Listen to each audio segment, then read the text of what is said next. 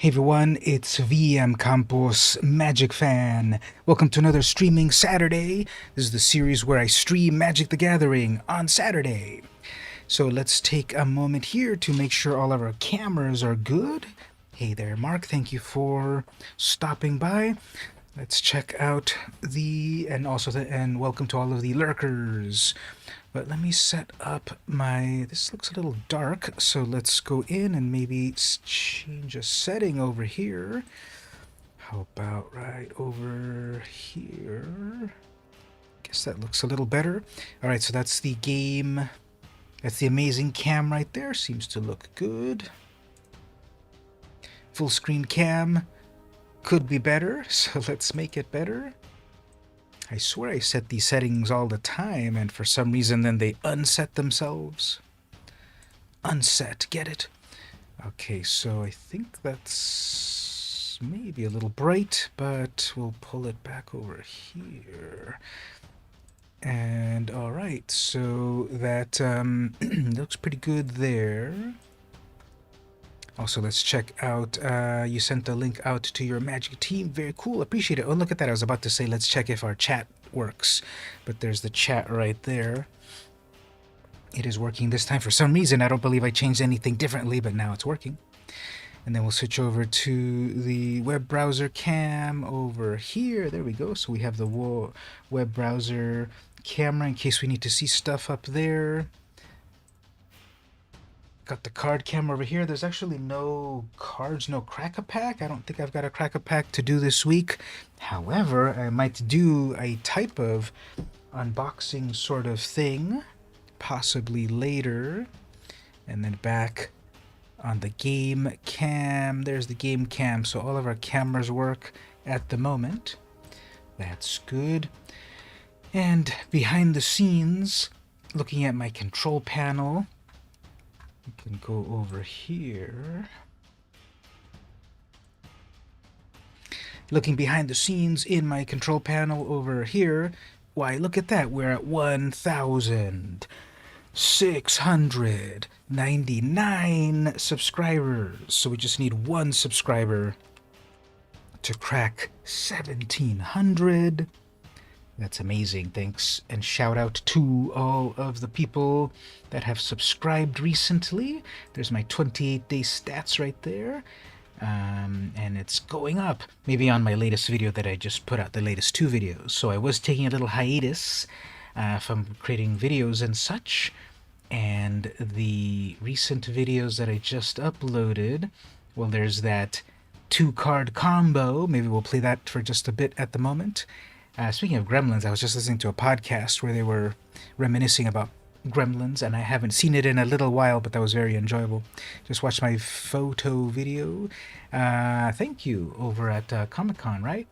So the most recent 2 videos that I put out were one of these shorts, which is just a quick minute long, about a magic combo that they have on the newest set. You make creatures and then you make more creatures. So look at that. I've made $0.02 off of that video so far, so that's cool. Although my stats show that usually about 4 days later is when it, or not 4 days or so, soon it's gonna really go viral. Who knows how the magic algorithm works. Now, this is so hilarious. This video is 1 minute long, and still the average duration is 49 seconds. So people are watching on average 83% of it. So it's just so funny. Supposedly people's attention spans are so short. I blame TikTok. That people people's attention spans drop off, and YouTube is great and horrible at the same time because they give you all of these stats, but sometimes these stats are not actionable. And so here we're seeing, yes, very, very high retention. People are loving, people are watching the video, 5 seconds, 10 seconds, 30 seconds, and right around over here, it crashes down here like, I got my knowledge, I got my info out of you, I'm out of here. So that's the stats for that one. The video I uploaded today, much more longer form. I kind of like the longer form ones better, but they get less views because people, attention spans. You should have at least 2 more subs. You found some Magic players in the Warhammer team and sent them. Thank you very much on that. I should get some sort of cool balloons that pop up when that happens, but that might happen at some point. So the other video that I just uploaded today was a video on San Diego Comic-Con and taking photos, which I have the camera right over here, with this vintage, literally vintage camera, 70-year-old camera. Bought it off of eBay, still works. You can still buy film for it pretty easily at the film stores. Not at CVS pharmacies and such, but if you're at a film store and, of course, online, you can still buy that film, no problem. And so that's that video there. There's actually a whole part that I cut out. I might release it as a separate video that added about 10 minutes extra to the video, where I showed making the photos into black and white, just some behind the scenes photo work. And that one's so far 23 views, which is actually good. Relatively quick number of views in the short amount of time that I've uploaded it today. See that it's above the curve at the moment, slightly above the curve. And we'll see how that one goes. But that's a video that I did recently, and yeah, might get a couple more subscribers in a bit. But let's do some gameplay. Keep the subscribers here, of course. Let's do some gameplay. Actually, one more thing. Let's do a quick shout out to the recent subscribers. Okay, they must be private subscribers. They're not showing up on my system, but okay. Anyway, let's do some gameplay. So the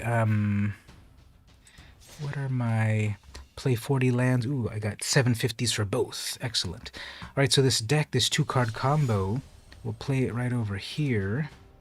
It does need to be tuned. Like, the combo is in this deck, and the deck needs to be tuned. The main thing that I was doing in the combo was putting it together. The main thing I was doing in this deck was putting together the combo. The deck isn't as strong as it could be, because the focus is just to get that combo running. The Queen plus the Recruiter. We'll play it a little bit. Oh, Link got a treasure. No, that's just my notifications. So, not a good opening hand, but I go first, so we'll see if we can make it work. And so we have the Queen here, and when she's out, she's making, they got a turn 1 Saga, so we're playing black. Now, part of the challenge of the deck also is the mana base. It's in 3 colors. Double black. No one plays that card. Alright, so let's go tutor for a plains. The opponent does have black mana, so our poor creature could be a target. Add 1 mana of any color, activate once a turn. That's really bad mana fixing, but okay, we'll see what they can do.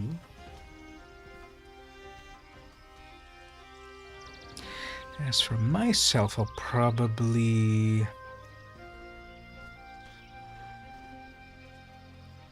I need double white. Got another creature. I'm gonna have to hold my removal. Yeah, what's this opponent doing? It's vaguely aggro. It's very aggro. A bunch of stuff on the battlefield. And I missed another land drop. Okay, so... I guess at least I can kick this. And go get that other white mana. Make some blockers.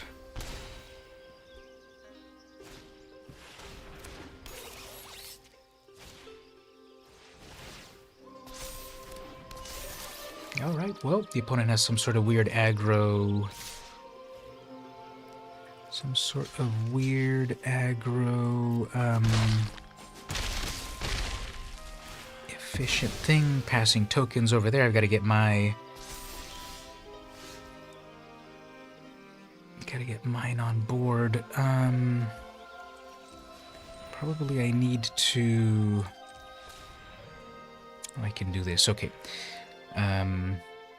Bring out the queen. Play the... Oops, I can't play the love song. I used up my white mana. Okay, well.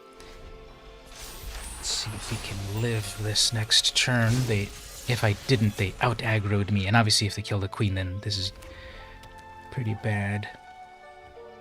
All-in attack, I guess.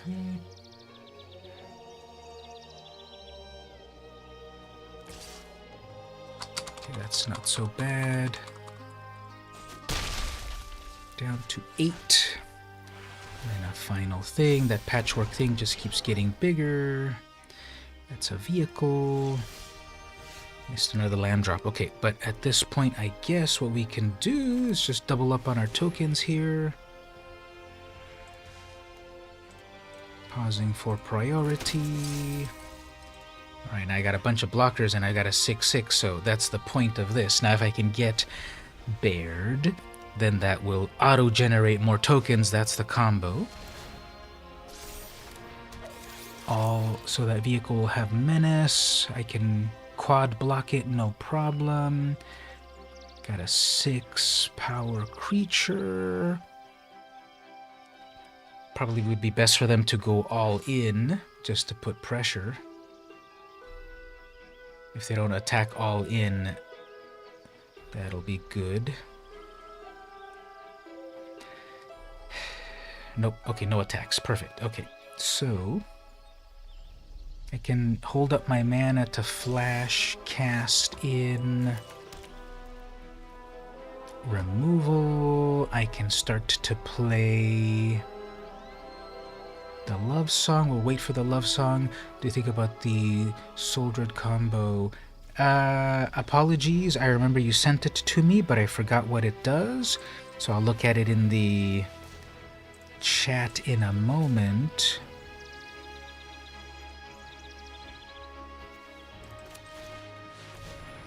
I don't doubt that it'll work. I think you can put together decks and combos well, so I think it'll work. Okay, so now I got a 10/10 here. I'll hold on to my love song here, because to really make this combo sing, I just need to draw one of my 4. This is a 60-card deck, I forgot to say. But I just need to draw one of my 4 Bairds. Baird, Argivian Recruiter, and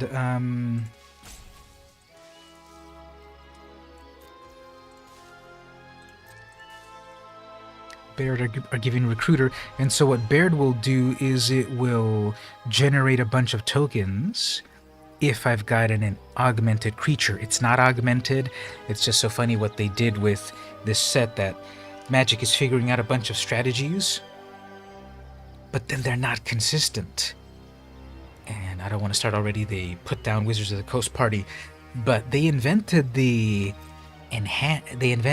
keyword enhanced or upgraded or whatever it was in Kamigawa, and they could have used it here, but they didn't.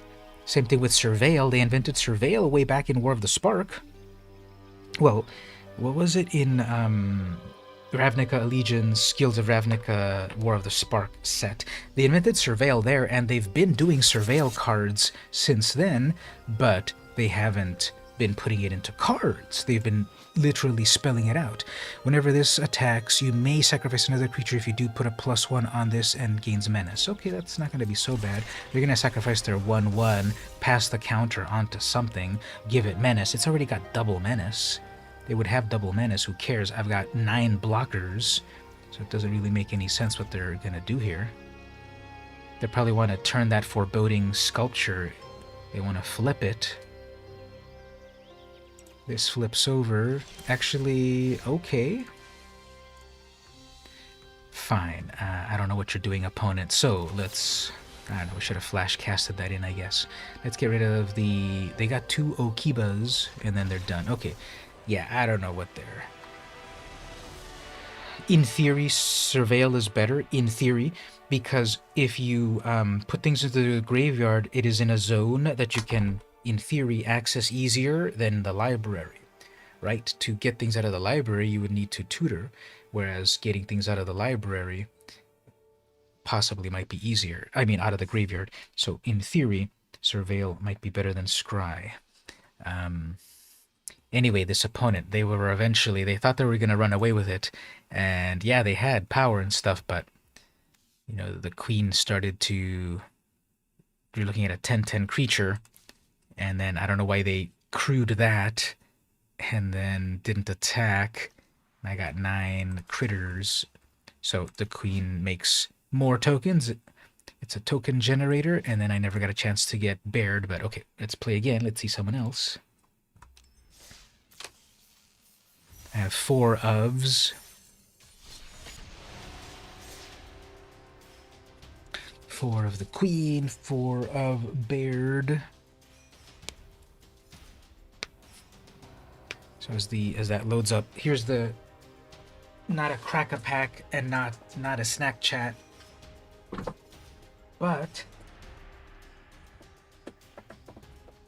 I got a package of...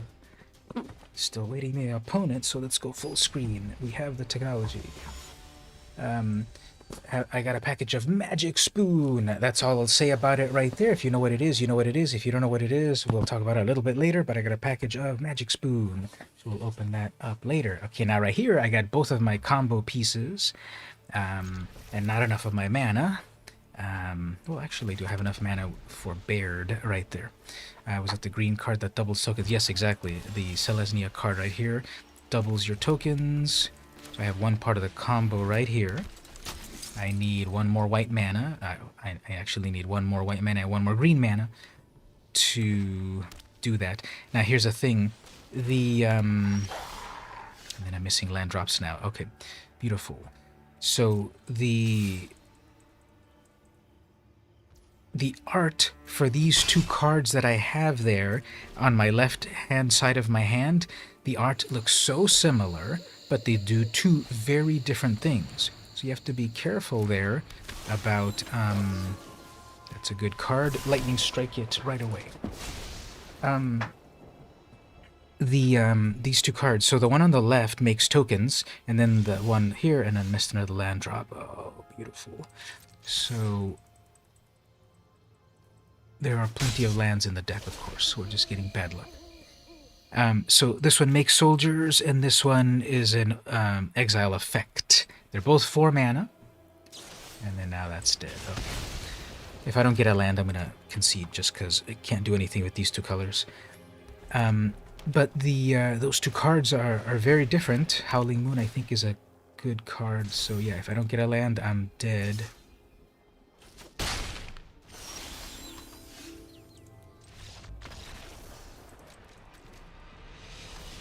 So I just have to be on the lookout that those 2 cards there are...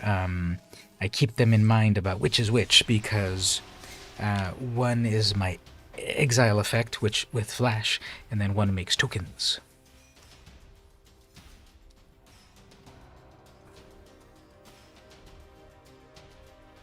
Alright, well... The matchmaking's a little slow. I guess people are playing in the draft, and we'll do a draft a little later too. Oh, sorry, you said what was the green card? Scout of the Wilderness. The mono green? Yes, right here. It's not green, it's Selesnya. You have to kick it in order to make the tokens. So it's go fetch a land card or kick it for 2 more and make tokens as well. So it wouldn't work on a mono green. How's the volume of the game? Of course we got a rare wolf on turn 1. Is this the 2nd or 3rd player that is playing a wolf deck on this tier of gameplay, I guess people love the wolf deck. Alright, we're getting triple white. Wow, I love this algorithm. I don't know why I feel that playing Commander, the algorithm works way better for your cards, and then playing Standard, yeah, yet another wolf deck. And then there's that.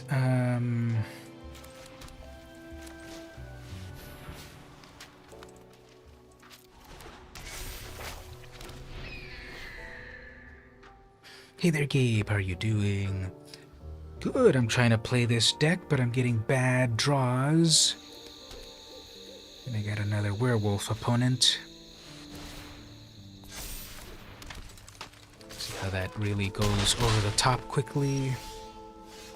There's a land drop.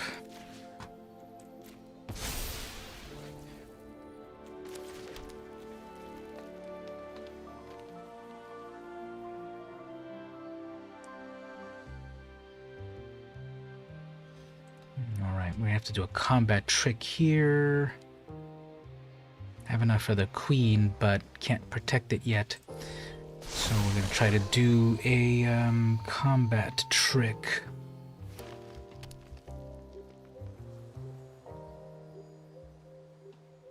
Although all those creatures are very strong, so I don't think we're going to come out ahead, and they're going to have their own combat trick. So yeah, it's pausing for priority, so we'll just do it right now. Yep, pausing for priority. That's a 5/5. Try to block that, but they're gonna like give the combat trick to give it first strike or something.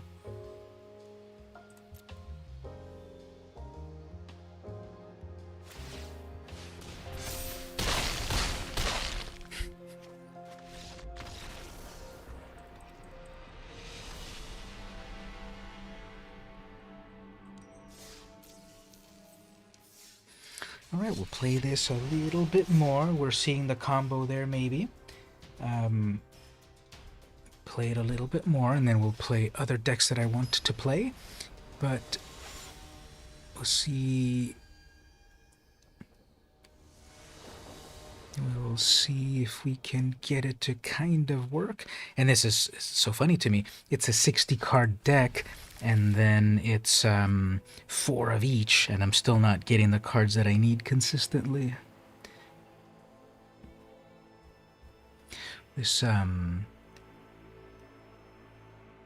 field, I'm sure I've played on it. I'm sure I've played on this board, but I'm looking at it and it suddenly looks so cool. Okay, at least someone's playing something else. Delver, okay, that's gonna flip over, of course, so we'll get rid of it right away.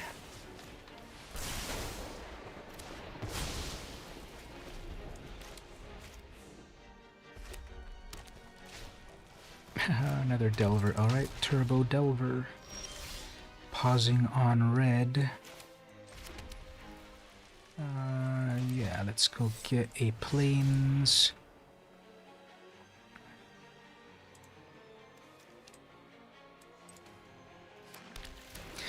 So did you all see my cool new sleeves? Breeds has returned, and she is Phyrexianified. And there she is on the stained glass art. Ooh, they didn't flip an instant. There's a consider with surveil. Electrostatic doohickey. Okay, so it's definitely that deck. So I gotta bind that most likely.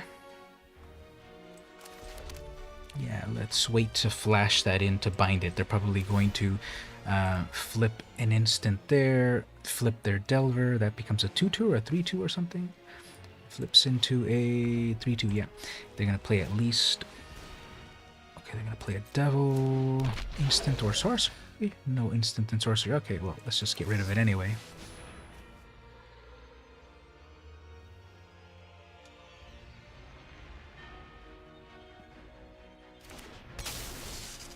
Guess that one's worse because it's got trample.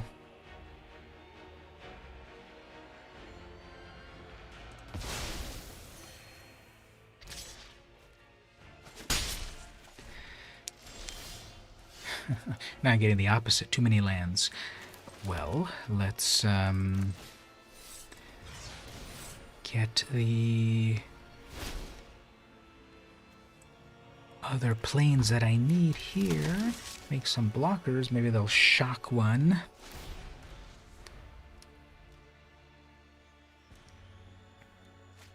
Still no instant or sorcery. Braids. So if you see there on my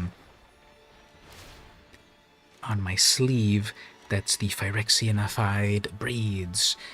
Braids, what was her name on the last card? And then the final card is a shock, or lightning strike, or whatever. Braids, Nightmare Adept. Nope, a play with fire. That's a big old 5/3. Give him the Shruggaroo. See, that was the big idea with the, and they're out of lands. Okay, so 1, 2, 3, 4, 5, 6, 7, 8. Is that real? 1, 2, 3, 4, 5, 6, 7, 8. Yeah, I need 8 mana to do all of that. 3, 4, 5, 6, 7 mana I have. Alright, so yeah, let's just make blockers. Plus I have the strength ready there.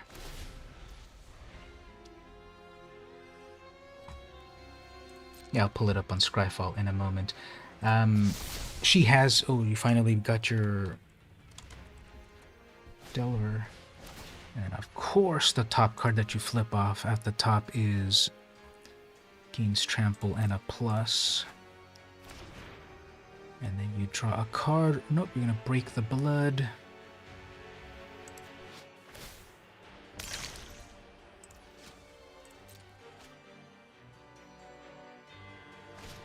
Just digging for things. Got a 4/2 Delver.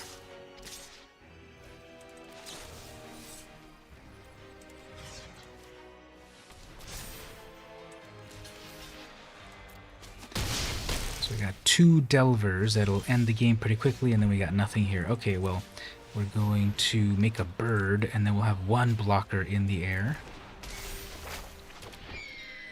That'll be enough to kick at least. No instant, alright.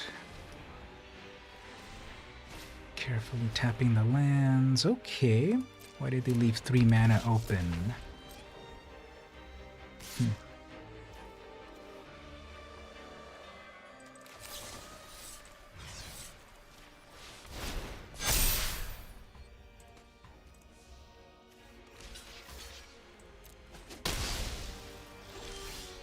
And then lands.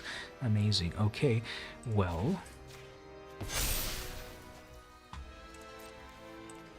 Now it's my turn. I can finally start to put some pressure. Leave that in my hand to make them think I've got the combat trick again.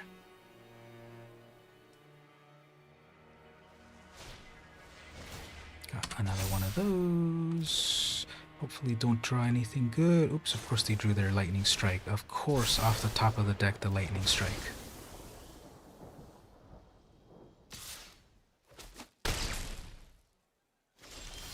And lands. Alright, opponent, GG. Alright, so let me show everyone over here. In the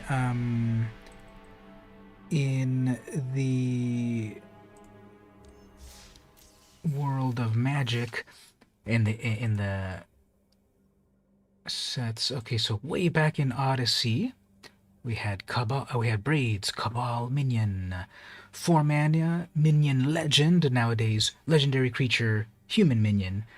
This is vicious. At the beginning of each player's upkeep, that player sacrifices an artifact, creature, or land. So it's got that one effect, but on a creature, which was, I think, the Abyss. Where is the Abyss? Here we go. At the beginning of each player's upkeep, destroy target non-artifact creature that players control of their choice. It cannot be regenerated. So the classic enchant world with original text, all players bury one target non-artifact creature under their control, if they have any, during their upkeep, which was never printed ever, ever, ever. I guess it's on the reserve list. Yeah, it's on the reserve list, which is now worth $1,000, apparently, from Legends. And then they said, okay, that's too powerful. Because, of course, the trick here, non-artifact creature, just play a bunch of Yoshin soldiers, you'll be okay. So then to make it more fair, a few years later in Odyssey, 2001 or so, they then printed it on a creature,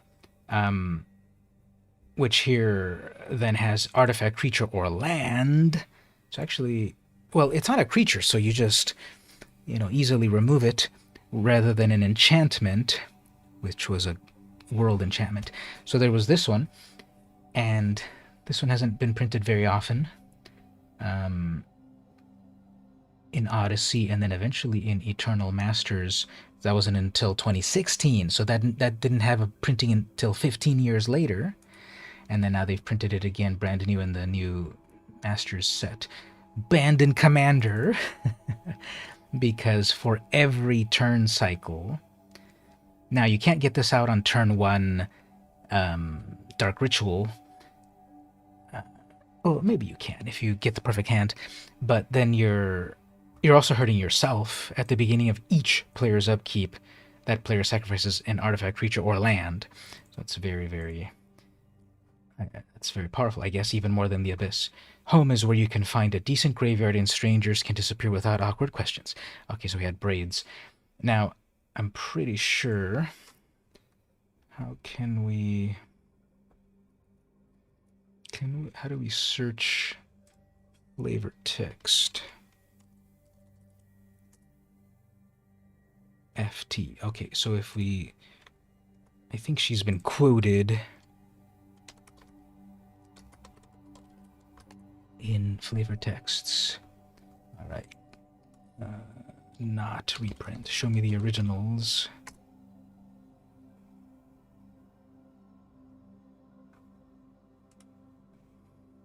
Like in 9th edition. That's her on the art. In addition to killing peasants, punishing subordinates, and raising an army of nightmares, Braids somehow found time for her favorite hobby, petty extortion. And so there's various, like Skull Tap, finally a use for that head of yours.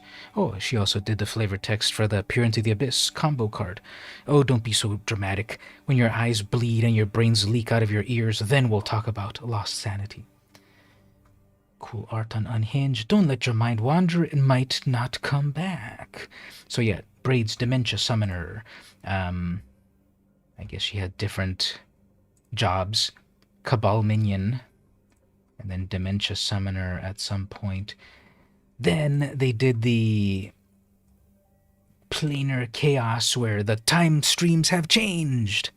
So we got Braids Conjurer Adept. We got the nice Braids in this set where everything flipped around, and we got Evil Miri and good Braids. The Rifted Multiverse became a sea of conflicting realities, each peopled by possible versions of every living being. So instead of damaging, killing everything, at the beginning of each player's upkeep, that player may put an artifact, creature, or land from their hand to play. So now it's the complete opposite, where everything was getting destroyed on every upkeep. This nice Braids was letting you put things directly to the battlefield, which of course is going to be a downside because someone's going to be holding their Eldrazi and then pop it down for free. So you got to be careful with that. And that one was back in Planar Chaos. 2007, reprinted in Double Masters, and sometimes you can randomly find it 1 in a million as part of the list. Well, the latest version of Braid... Well, then we also got Braid's Frightful Return Saga with Read Ahead. 3 mana. Chapter 1. You may sacrifice a creature. If you do, each opponent discards a card. So obviously if you got some tokens and stuff in your hand, On the battlefield, sacrifice your tokens, make the opponent discard. Chapter 2, return target creature card from your graveyard to your hand. So I would love it instead into the battlefield. Chapter 3, target opponent may sacrifice a non-land, non-token permanent. If they don't, they lose 2 life and you draw a card. Yeah, so this is read ahead. If you pay 3 mana, you can start on chapter 1 and then do all those 3 chapters.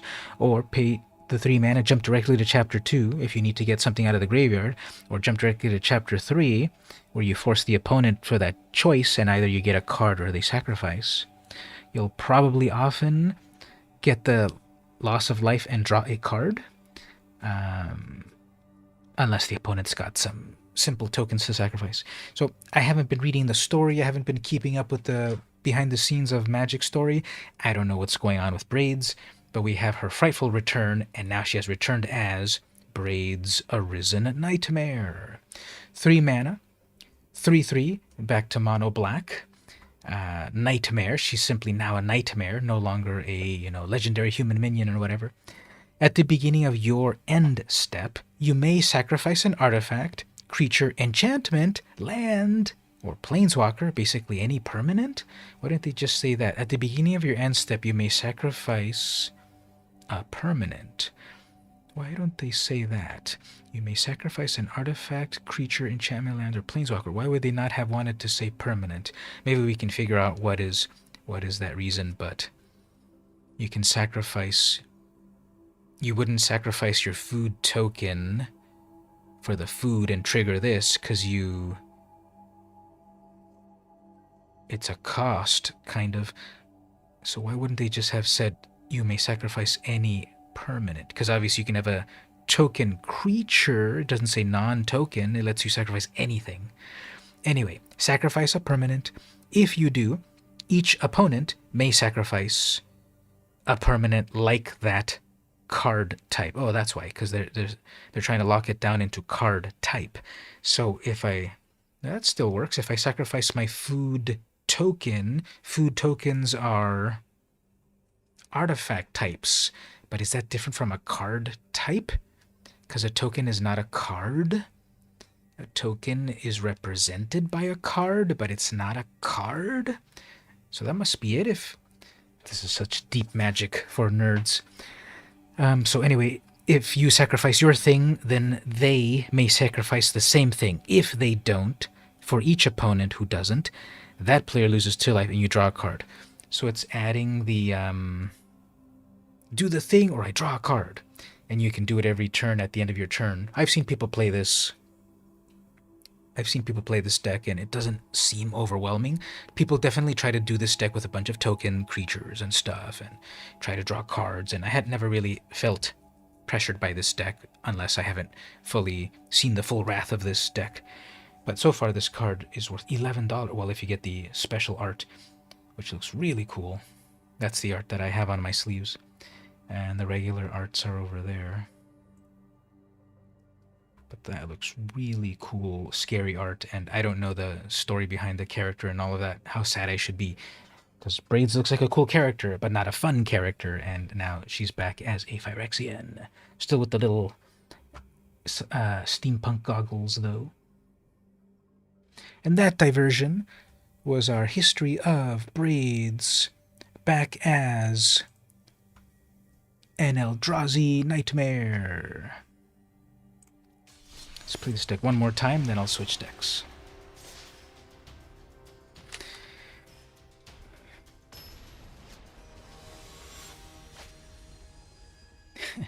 Rogarth is the opponent.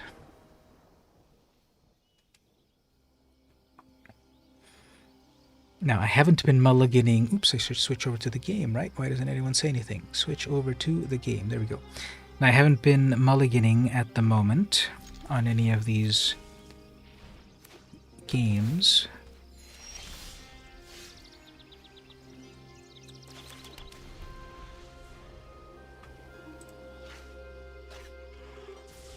There's a new pet with this new set, or a recent set, which is a goblin that throws a stick of dynamite at you.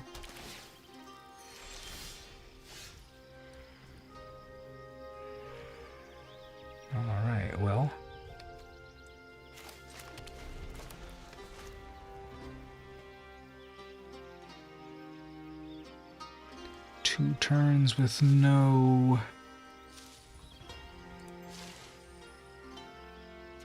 actions is not a good term in my book compared to them. Then I got a Baird. Okay, well, let's try this.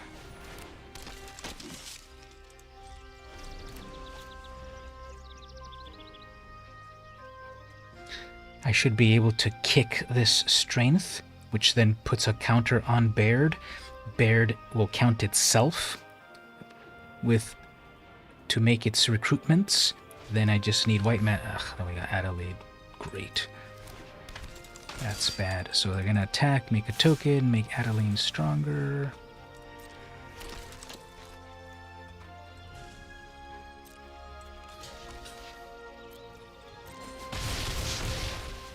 I have my removal. I think I should play my removal. That is gonna be more... I want to get my combo working, but Adelaide gets out of control very fast, so let's get rid of Adelaide. Is that the name? Adeline. How's my week so far? Pretty good. I went to a birthday party yesterday. Half the people bailed on the party, so it was smaller than expected, but that means I got more slices of pizza. Drank a little drink, which I'll make some in a moment. So that was my yesterday. And okay, here we go. Well, what I want to do...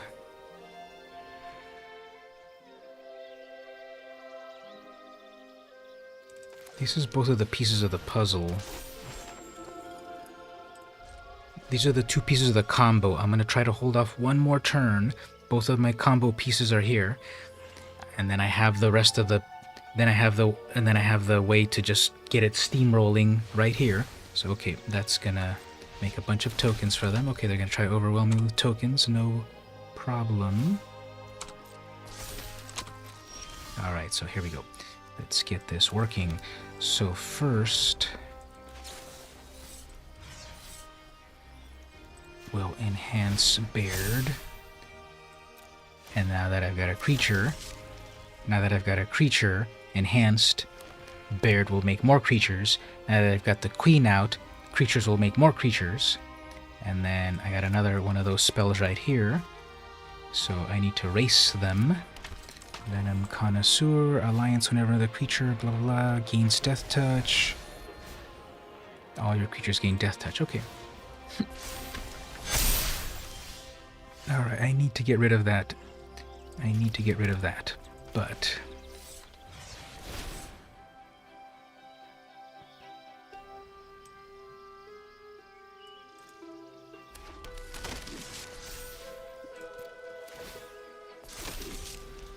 They have 9 2/2s.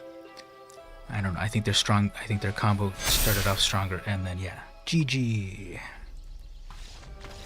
I really needed to get rid of that enchantment up there. One of my many removals didn't appear. So anyway, that's the deck. You can all look at it and chew it over to see if that can be worked on. I'm gonna go play decks that I want to play.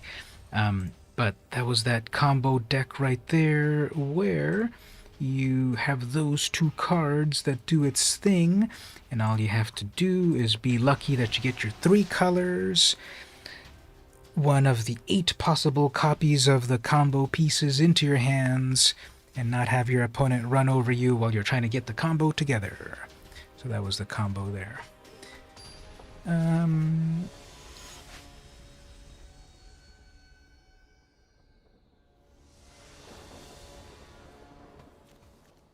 Squee. Okay, so we got the brand new Squee card, which I don't really think that's too powerful either, but I'm sure they just shoehorned it into their Goblin deck, which can get annoying very easily. Started off Halloween early. Wife watched a couple of scary movies. Ooh, tell me which scary movies those were. I love scary movies. Okay, red. There we got a shock right there. Obvious deck is obvious. And then get out this. Ran into an old coworker, and then you caught up. holiday, Thanksgiving, Christmas, and all of those. So they have a daring escape coming up.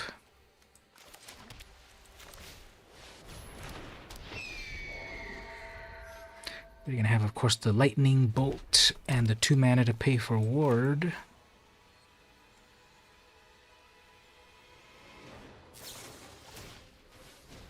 What did I tell you?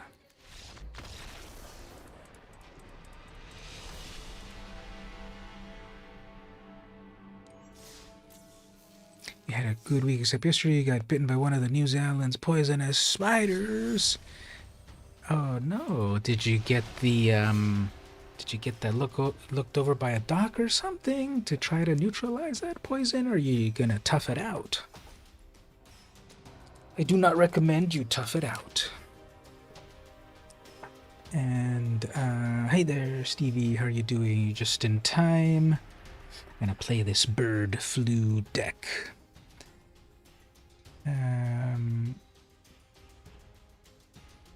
I think we've got maybe one really bad spider here in Southern California.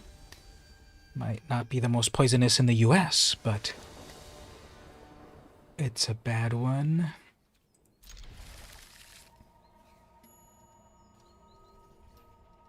You saw The Orphan Part 1 and Part 2. The Orphan. Spoiler alert. Is that the one where the orphan is actually an old lady posing as a child?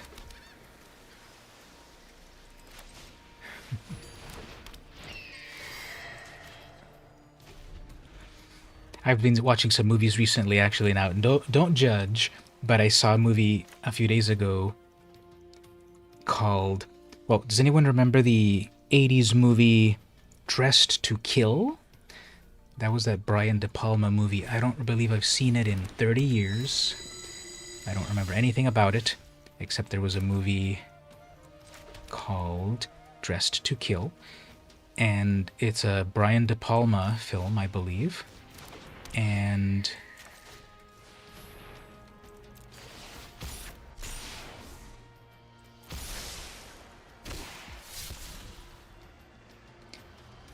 it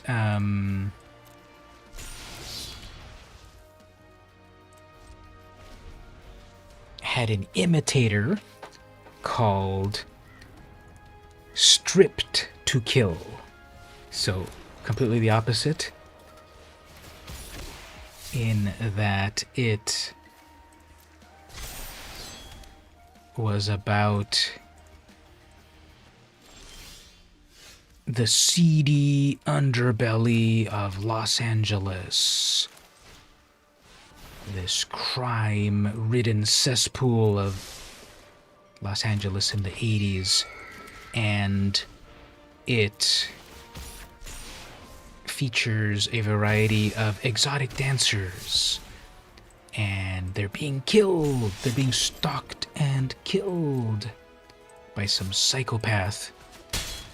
So the 2 main officers, I forget their names, Janet and Joe. I forget their names. Janet and Joe, they're like undercover 21 Jump Street types that they have to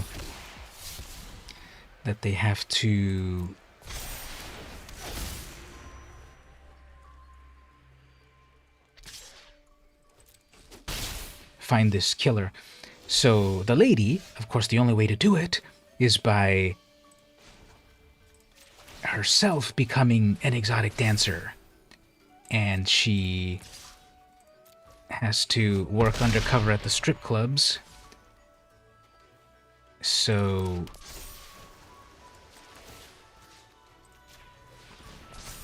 to find the killer.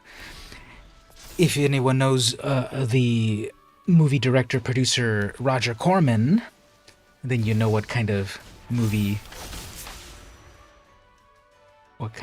it'll be. And so it is that kind of movie. But the story was actually kind of good.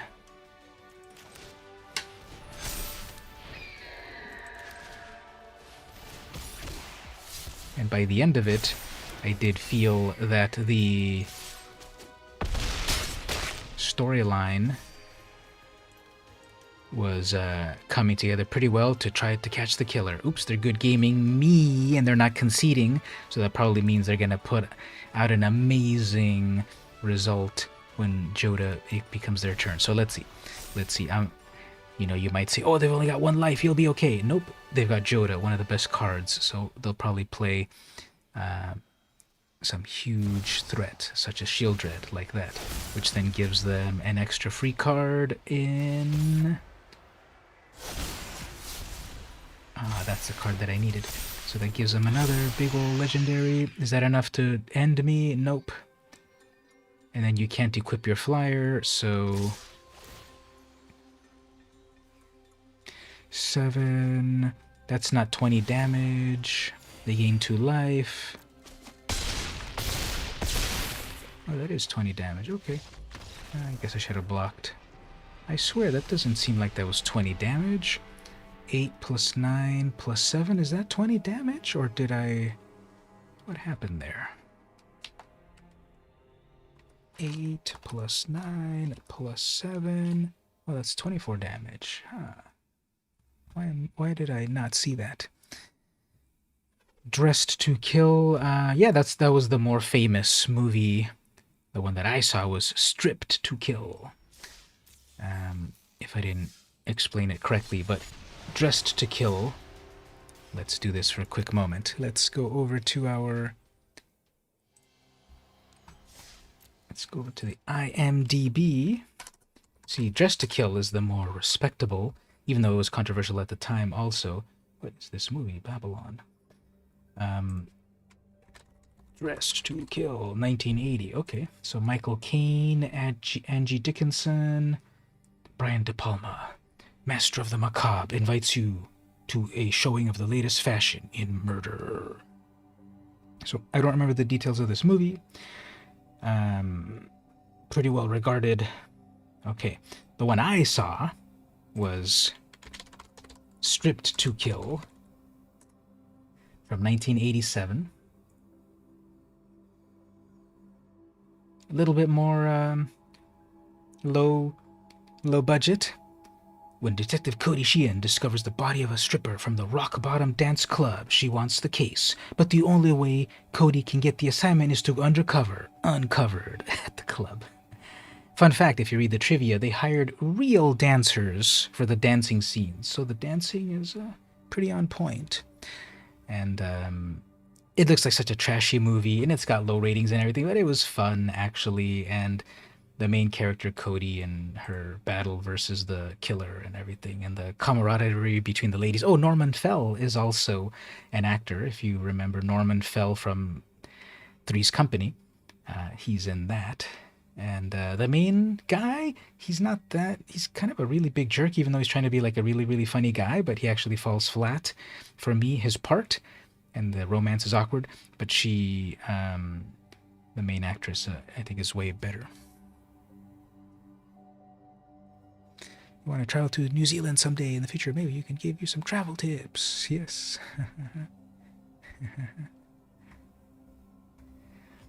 So, that's the movie that I saw recently, Stripped to Kill. Now, my app then recommended, you know how the algorithm goes, then it recommended me another one very similar to it, and I said, why not? So I saw then another one after this called Fear City. And who's in it? Billy D. Williams. There's a really racist cop, and I'm like, Lando, don't talk like that. Every time he was talking, he was saying so many racial slurs to everyone that I couldn't handle it, because I only know him as Lando. But he's made lots of movies, of course. So this is very similar. Strippers in Man. Okay, now this one I was watching was in Los Angeles, and this one is in New York, 1984 versus 1987. So Fear City came out first. And strippers in Manhattan are being stalked and maimed by a psycho killer, a conflicted ex-boxer turned talent manager, and his business partner and friend, who represents some of the girls, set out to find him before he strikes again. So the main character Mateo and his partner are the talent agents of the various dancers, and then some killer. At first, he's just maiming them, like cutting off their finger and all that, but then he starts to get worse and actually kills them. And then we see his insanity, where he's like training and doing karate moves and in his rundown apartment, and practicing tai chi and nunchucks and breaking mirrors and then doing it nude and all of that. And so this guy's getting crazier and crazier. And then he starts to write down his thoughts about, like, clean the city of the filth. And so for 90% of the movie, everyone is very inept in trying to find this killer, even the police, until finally Mateo was traumatized when he was back. He was a boxer, and on his last fight, he just fought so well, he killed a guy accidentally, and that traumatized him, so he vowed to never fight again. But then at the very end, he has to then fight again to stop the killer, which that doesn't make sense now that I say it out loud. But yeah, he took his experience in the ring to then find the killer that was harassing the girls, and then, spoiler alert, he might find the guy in a dark alley, and there might be one brutal confrontational fight at the end, possibly. And then, of course, Lando appears at the very end. Didn't actually solve the crime, but he was there to say the final words. Those are the two movies I saw recently, complete trash movies, but they were fun. This one's got a 5.7 out of 10. And this one's got a 4.9 out of 10. I'd never heard of these movies ever until my app suggested it to me.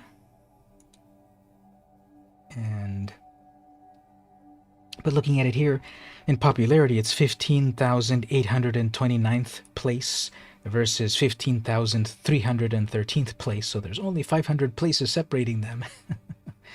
And 1,500 ratings versus 3,800 ratings. You're watching the series Legend of the Seeker. What is that one? Now, if it's a... well, this one right here, Paws of Fury, The Legend of Hank. No, just kidding. Legend of the Seeker. Is it international? Legend of the Seeker, 2008 TV series. Went from 2008 to 2010, TV 14, 7.6. After the mysterious murder of his father, a son's search for answers began a momentous fight against tyranny. So we got, like, okay, swords and sorcery, fantasy, etc. Cool. He's in the fire. Wind swept hair. All right, thanks for the recommendation on that.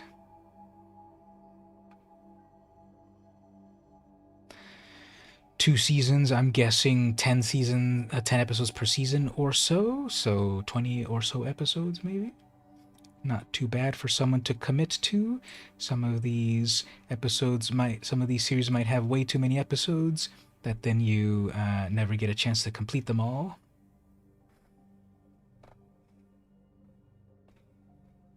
Zedicus Zulzorander. You gotta watch it with a name like that.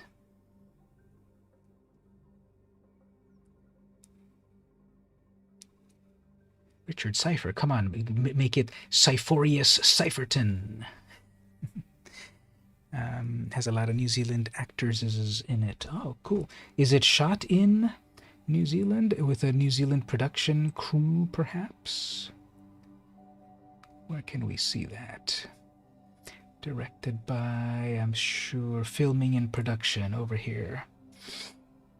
Filming in Queenstown, Otago, New Zealand, Auckland, Lion Park, Woodhill Forest, Henderson Valley Studios in Auckland.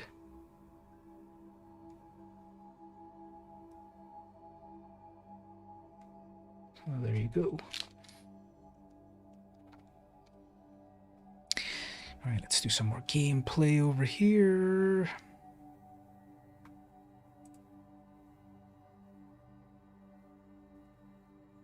I'm almost at one of my, I almost have completed one of my quests. Then I'll take a break, fix a drink, then we'll start on the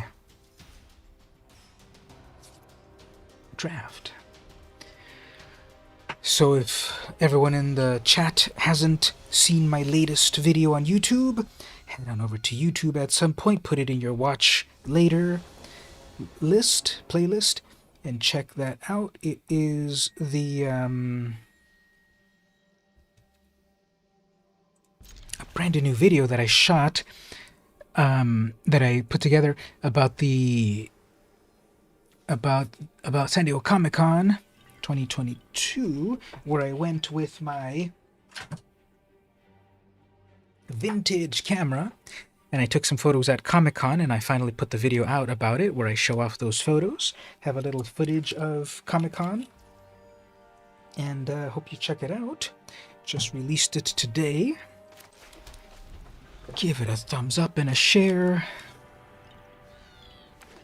and help it go viral. Don't tell me a turn 1 Llanowar, of course. So as for myself, well, we can do a turn 2 Cold Steel Heart. Then on the next turn, Vega. I got a turn 2 Planeswalker. If you set foot in my wood, defenders of Skyshroud, to me! With one of those freaking alchemy card effects that I love. As for myself, what do we do here? Let's make some more birds. Although, probably what I should do, 5 mana. Yeah, I have 5 mana. Yeah, let's play Black Blade and strike down.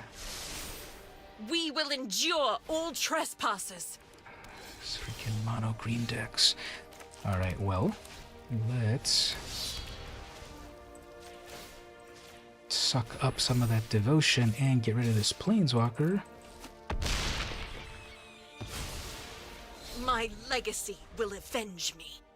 Let's look at those lands. This is the full art. I think that's from Unstable, maybe? One of the unsets. Those are some really nice cards. I think those are big bucks at the moment because they are just very, very nice to look at. And the other card is one of these flip cards, one of the pathways, which are the this is the pathway, which it's a dual land, but you have to pick which one you want when you play it.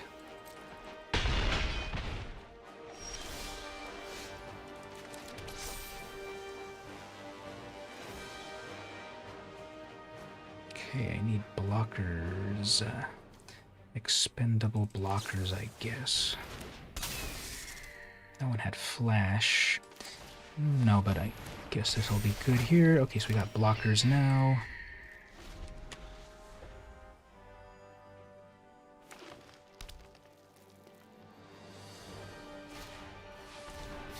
Gonna duplicate your Roalesk. Whoops.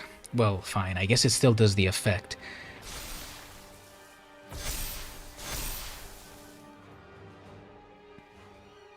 I guess doing that for the effect was okay.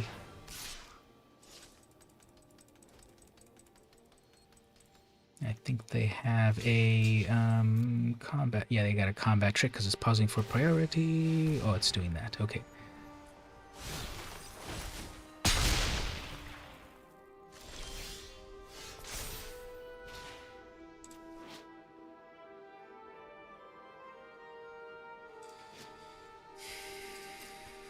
Alright, let's look at their hand. Oh, they got a flyer. Didn't see that, but hopefully, never mind.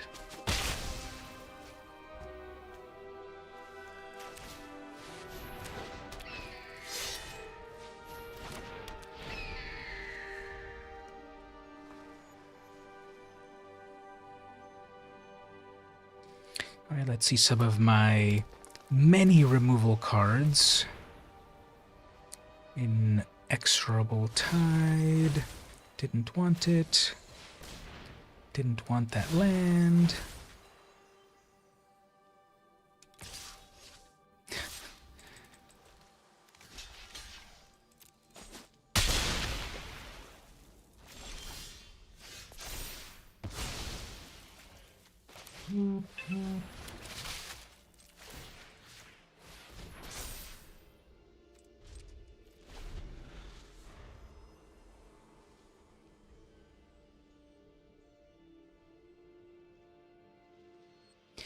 Their sleeves are the anime Narset. I like the art on that. Is that the draw card, get bigger? Whenever it deals down. Oh no, it's the deal damage get bigger. Who cares? Alright, they're gonna go that way.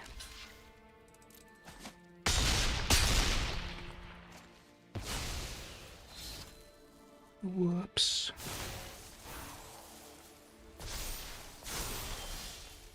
One of those. Okay, so let's play that. Let's crack it. Maybe draw a better thing. Not really.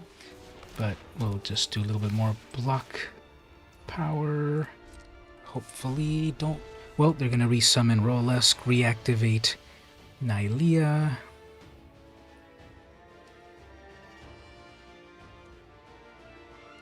The Ash Lad in the Hall of the Mountain King. It's comedic and fun. Sounds interesting too. So reactivates that. Probably attack with everything. 2, 4, 6. Actually, yeah, you should attack with everything. Okay. No problem. We'll still attack with everything next turn. And that can come back to life, which I definitely need. And drew another land. Amazing.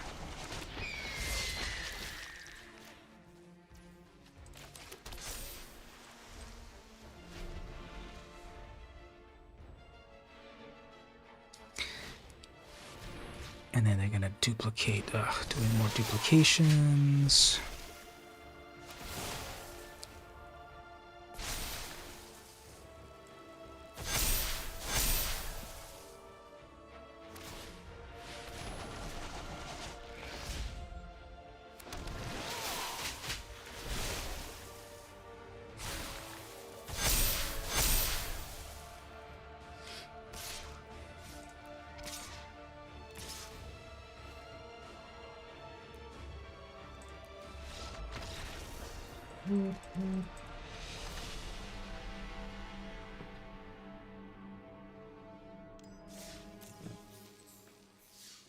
We almost got the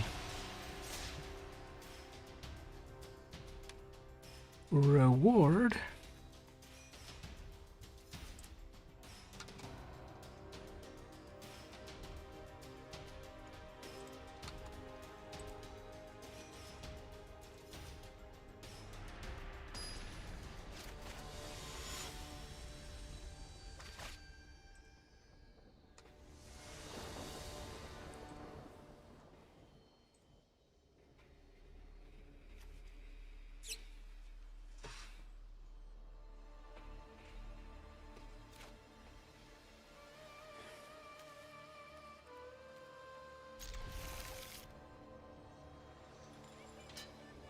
Right, turn 2 Blackblade, turn 1 Shadow Spear. Nope, there we go. Turn 2 Signet.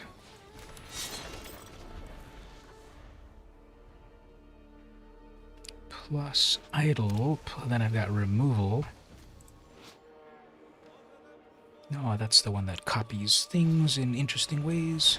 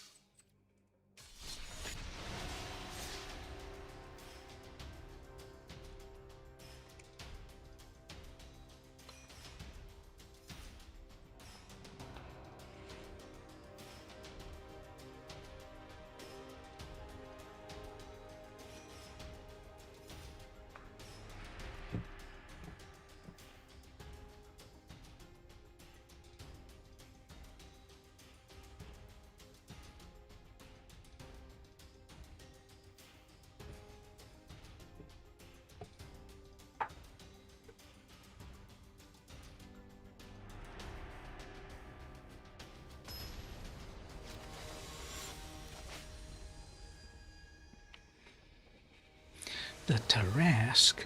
No one plays that card, but let's see if they get lucky enough to ramp into it. It takes like literally 15 mana or something, and then you get a 15/15. 6, 7, 8, you pay 9 mana for a 10/10.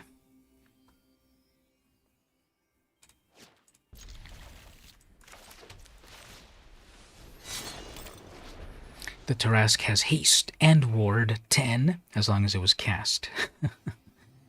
So if they don't cheat it into play, it has haste plus a ward so high for no reason that might as well be indestructible.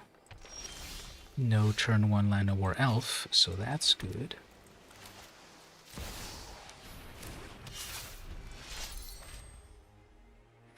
Probably a turn 2 mana rock or mana dork.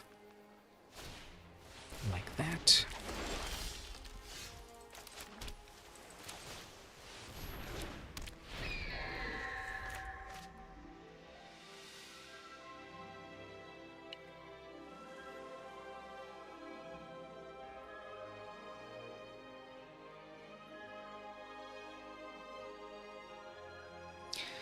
So have any of you started to see cards and things from the new set? The Dominaria United set? Any thoughts?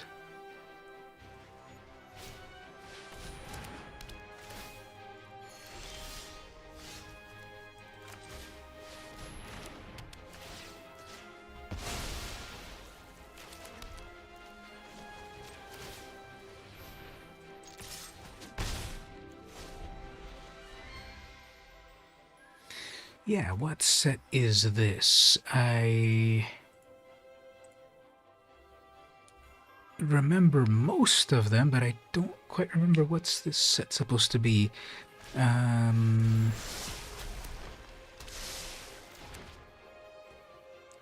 one of those amazing alchemy cards that's broken. So what set is back there? Is that... I can't quite place it. It looks fantasy enough, but I can't tell what it is.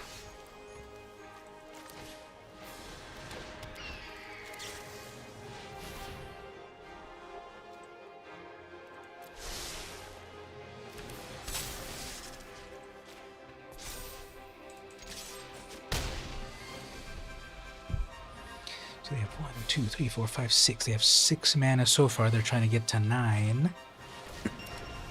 That's a decrease. That decreases their mana cost, so I need to get rid of that. I need to get rid of that.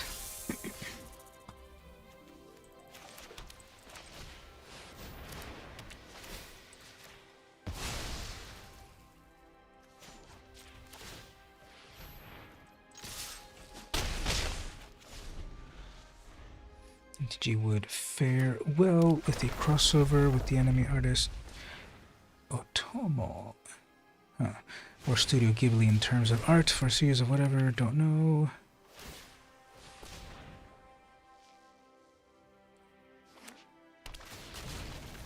Palaka Worm for free.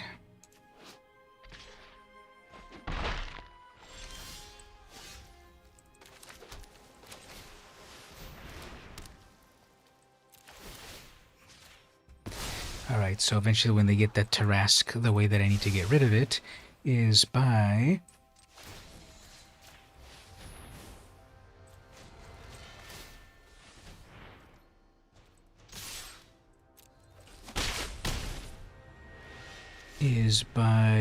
a board wipe. This is a 10/10. Another free creature onto the battlefield. 2 mana for a 6/6. Wow, these green decks. Plus a Blanchwood. Amazing. Okay.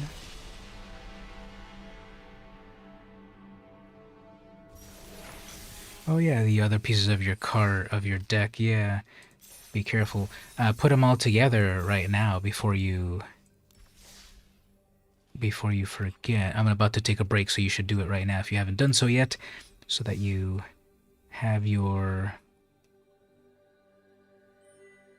deck ready. Oh, okay, I've got one sphere, and now I get to unlock another. Here are the sleeves, the special sleeves for this set. So I unlocked Braids. The one I'm about to unlock is Rona, Shieldred's Faithful. Cool. Then on these other ones, I don't like them as much. I liked Braids the most, and then Rona. But you can tell me, which one do you like better? The white one, King Darien. The green one, Shauna. Or the red one, Squee. I guess of these three, I kind of like Squee the most. Very striking design with the circle and the colors. Shauna is cool. I like those green tones, almost monochromatic. Darien is cool too, kind of straight on and such. But I like the most Braids. And then Rona, just those blue tones and purple look really nice. And then I'll get one of those three in a moment. But for the moment, let's unlock Rona, Shieldred's Faithful. I got a brand new card sleeve. Right there. And then we'll be on the road to unlock those. But what do y'all think? I need to get more of the spheres soon, and then I go on the path to get those. But what do you all like or recommend?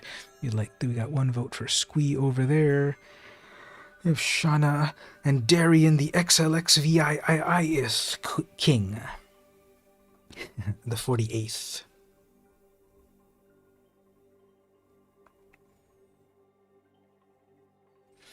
All right, let's take my first break, and then I'm going to start the draft. So stick around for that. Be right back in just a moment.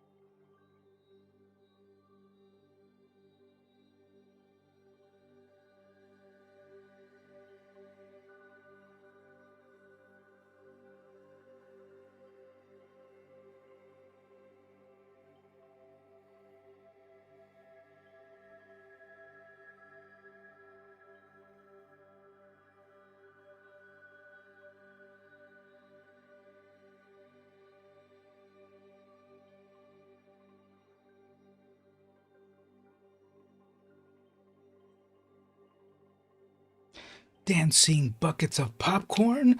Is that what we mean? Like this? Drive-in movie ads, intermissions from the old days? Let's check out one of these.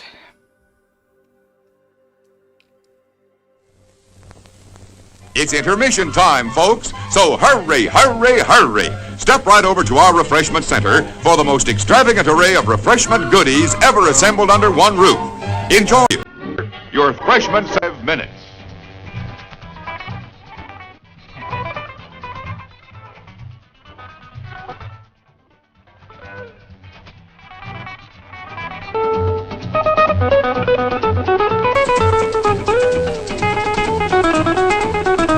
There we go. So we'll play a little bit of that before getting demonetized.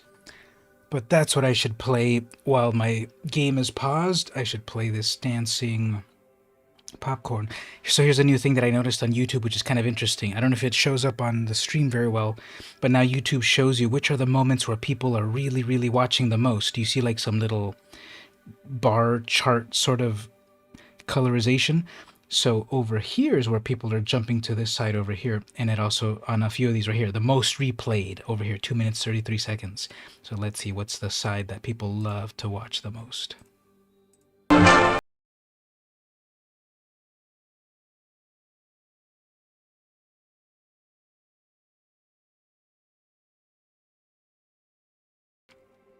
And guess that part when the wiener gets in the bun.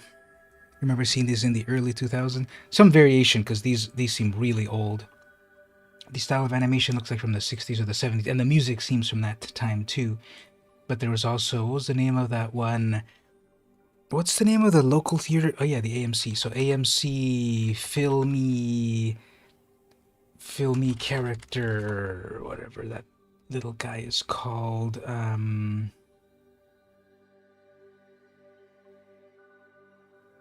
I don't know if we'll find it easily, but the character that we see at the AMC theaters. Anyway, let's get back to the gameplay. And we'll do some drafting of the new set. Dominaria United.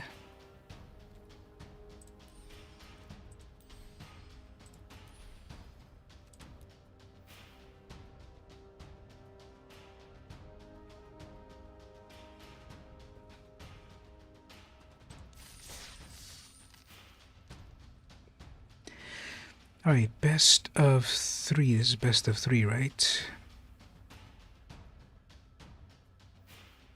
Premier draft. That's their term for it. I keep forgetting. They make it so convenient to remember. Traditional draft, premier draft. Oh, that's this one. Oh wait, I'm still. Oh, I didn't claim my prize. I didn't claim my prize since last week when I played this. Okay, well let's click claim. And I got some gems and some packs. Okay, cool. So let's play that best of 3 here. And that's funny. It remembered since last week that I hadn't claimed my prize. They were, sir, here's your prize. Would you like your prizes? And then I finally got them. Okay, so let's play some of this. Shieldred, the Shieldred card. Yeah, that's a good one. It's only like 3 mana, right? Black, and 1, and it gives you a 3/3 creature that every time you draw cards, it damages them. No, when you draw cards, you gain life. When they draw cards, they lose life. So Shieldred, that's a good one. Of course, everyone wants it. It's mythic rare, but we'll see if it appears.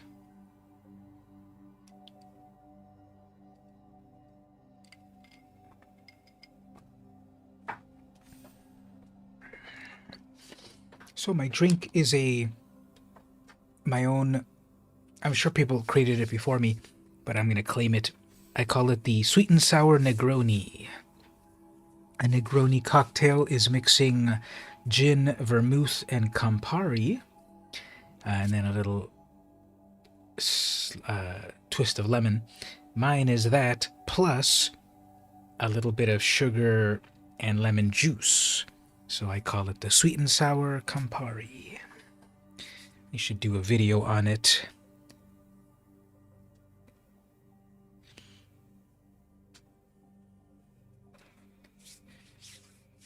Alright, we just need one more person to get the game going. Come on.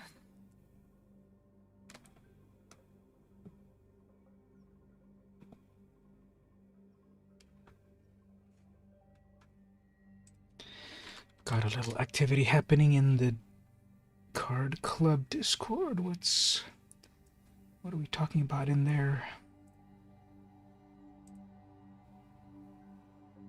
Oh yeah, the new student center. I don't know if you saw this, Gabe, while we're waiting for the last person over on the Card Club. I posted that here are the CGI renderings of the new student center that will eventually be there. I don't really... Well, I guess a coffee bar, and it's going to be 2 levels. I was going to say I don't really see too much of a difference, but yeah, it's 2 levels, open air area, coffee bar, I guess, and then an inside of it. So all these CGI people, they should have at least added their shadows. And yeah, the ingredients is a shot of gin,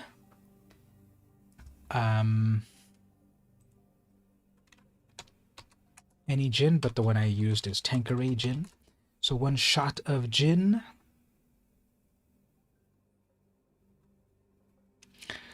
1 shot of vermouth. I did the wrong one. It's supposed to be sweet vermouth, but it needs to be the red one, but I did the green one or white one. Okay, so 1 shot of vermouth, and then 1 shot of Campari, which is this red liqueur. Campari. Those are the 3 main ingredients for a regular Negroni. And then you put a twist of lemon. And, oops, we gotta get back to the game. Back to the game! We'll continue that in a moment. Alright, do we see any shield reds? We got removal in white. We got that Phoenix chick that gets very powerful very quickly. Maria, tap one of your artifacts to do mana.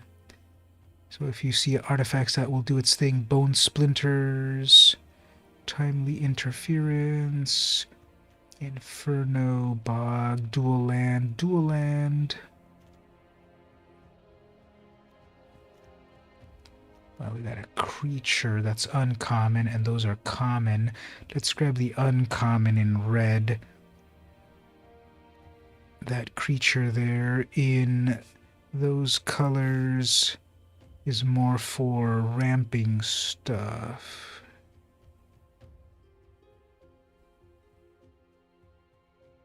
Yes. And then in a moment I'll get back to the drink because it's slightly different. Mine is. Then we got the rare got taken, Knights of Dust Shadow. Oh, here's the brand new Pump Knights. So those of us that played Magic in the old days, we remember these. But it's the new generation. So it's a 2/2 menace. Your opponents cannot gain life. Pay 2 mana to make it stronger. So I think I'm going to grab that definitely, because that'll be a 3/2 menace. That'll be a 3/2 menace. But first strike would have been even better. Lagomos, Hand of Hatred. 1/3 at the beginning of combat. Create a 2/1. Sacrifice it. Search your library for a card. Put it into your hand. Okay. So this makes some free 2/1s. I might get that. Got another one of the arrest cards. All of these 3 are very good. They're removal, but that's common. These are uncommons. I'll grab the common. Got a good flyer. Got that removal with blue. Got the horse that eats things. And we got the Raven Man. 2/1, 2 mana. Spoiler alert, the story has revealed that this is Lim Duel. So those of us that are from old school Magic, this is the return of Lim Duel as the Raven Man. Now, no one took this rare, so what's wrong with it? At the beginning of each end step, if a creature discarded a card, create a bird, and then pay 4, each opponent discards a card. Activate only as a sorcery. So if I'm doing some sort of discard effect, that might be good.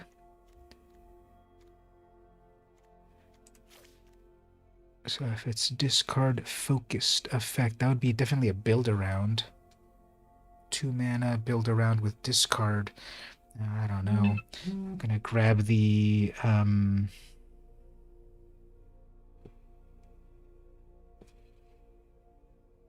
that removal instead.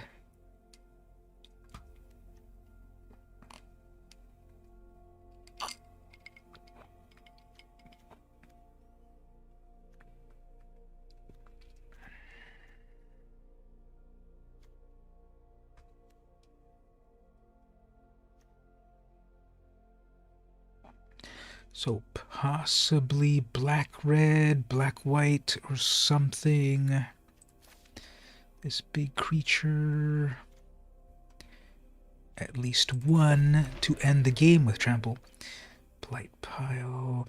3/3 defender. Each opponent loses X life, where X is the number of creatures with defender. So 3 mana for them to lose 1 life. But it's in black. Writhing Necromass, 7 mana, 5/5. But if there's dead things in the graveyard, it becomes bigger. Nope. The Kavu. Okay, that's easy. That's 3 mana Menace. Geo's favorite card, Thrill of Possibility. Yeah, based on those photos, that future student center looks pretty cool. We got Rada. Get 2 amplifier with blue. Kick.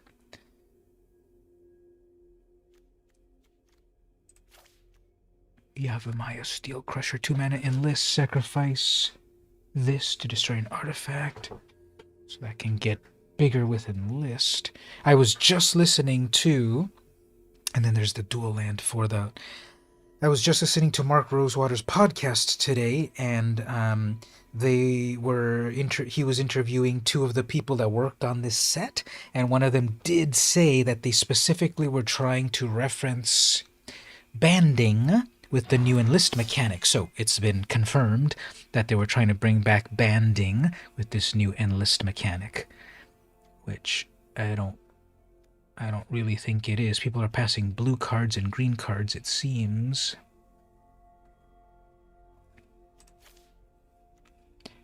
But enlist is supposed to be the fixed banding. Okay, Rezav of the Claw, 3/3 menace.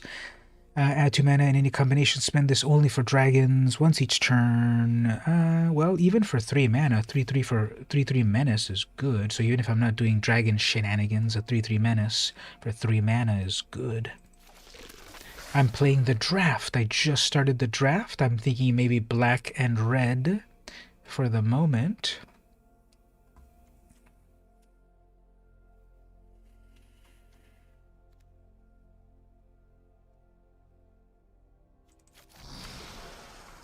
Black and red. Possibly. Ooh, there's the horse. No one wanted to give that horse a good home. It's a biter.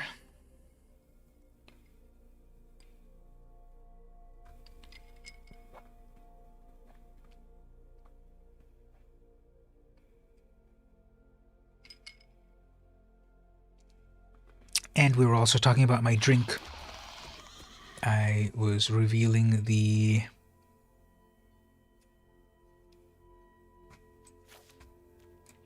ingredients of my drink.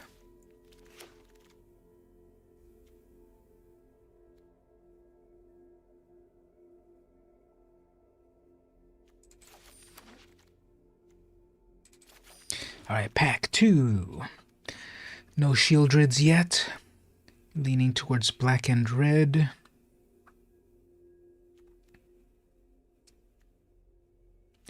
Unless there's something really over the top. Splatter Goblin. Alright, so that's going to work perfectly with Bone Shards right there. Bone Shards kill a creature plus -1/-1 something. That's a 4/4 reacher creature. So then we've also got some mana fixing, but we'll keep it simple, just black and red for the moment. That's some cool art there. Silverback Elder with 1,000,000 green mana. There's that Branch Rider. I like it, but it's with green. I'm not really focused on green, but 1/1 haste.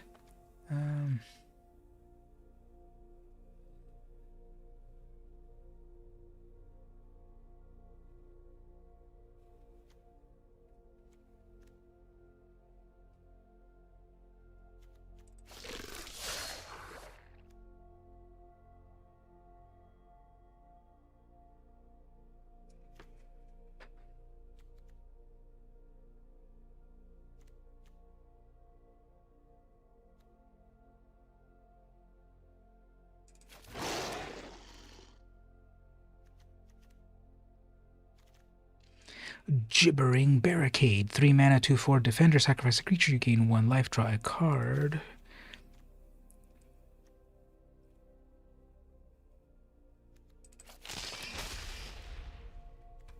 Monstrous War Leech.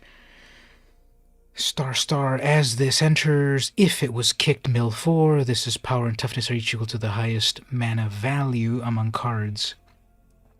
4 mana to possibly be a big creature. Don't really like anything else in the deck. I mean, in this pack, so we'll grab it, but I don't really feel that Kavu, meaning in my decks, in my pulls so far, or you've seen it that people like it. It's a common, so you're going to see it a lot. In the Thrall of the Pit, okay, gain control of a creature. If it was kicked, then exile it. So you have to pay 3, 4, 5, 6. You have to pay 7 mana to steal their creature and then kill it at the end? That's a lot of mana. I'm probably going to do Jace's deck. Yeah, we're doing the draft at the moment.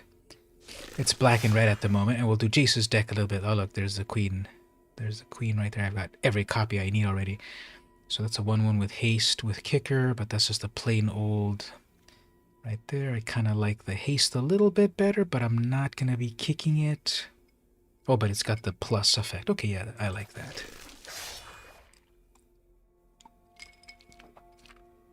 Grab this flyer. The last time I made this drink, I didn't put any sugar in it. And now that I put a little bit of sugar in it, I like it even more. And it's doing its job so far, so that's good, right? You don't want to build up a tolerance of the good stuff. You still want it to do its job in a timely manner. Well, I guess 3 shots of alcohol and a little bit of sugar, and lemon juice does that. So I was saying earlier that I was at a birthday party yesterday. We had some cheesecake. What's everyone's favorite type of birthday cake? My vote is for pecan pie, which is not a cake, but I voted for pecan pie. But the birthday girl... Okay, we don't get a Shieldred, but we get a Shieldred's Restoration. But these are my wrong colors. So anyway, the birthday girl outvoted me, where she wanted cheesecake, and I wanted pecan pie, but it wasn't my birthday, so I guess she won out.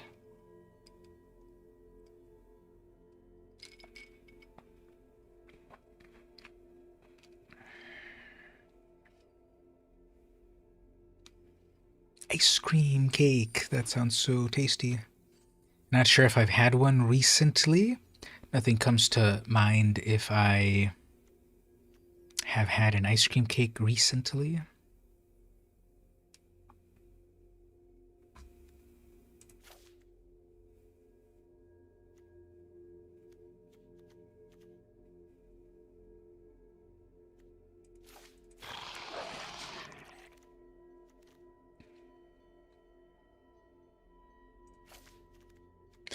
This cult conscript can come back over and over, which I want, but that tribute, I also want that for removal. Let's see if that wheels.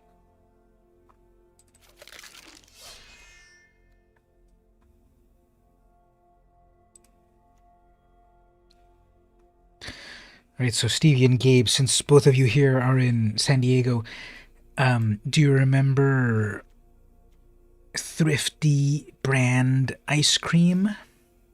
If you do, tell me in the chat, what is its big selling point? Any of you remember? Thrifty ice cream.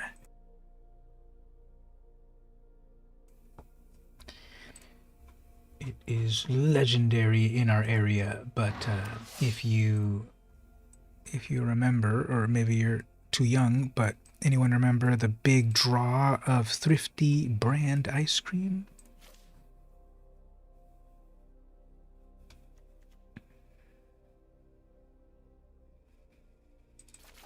A Reese's ice cream cake. That sounds good.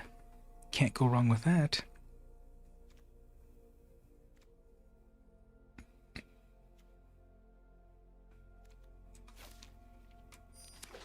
Pecan pie and pumpkin pie are always a must at Thanksgiving, and your cousin's has apple pie. Those are all good, definitely.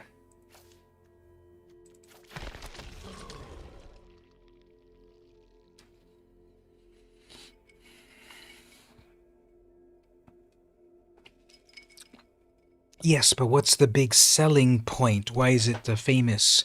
Why would one get Thrifty ice cream at the Rite Aid? What's the famous thing about it? Or the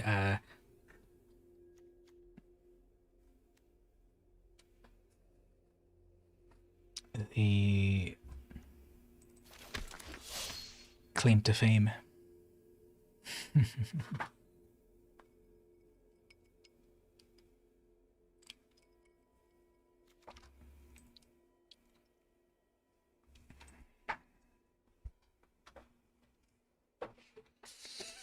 Well, the famous thing, of course, is that the scoops are not little round scoops. They are cylindrical. They well, back in my day, I don't remember a mascot for it, but I'm sure nowadays they do. But the thing was, remember, always they had the little cylinder shape of it.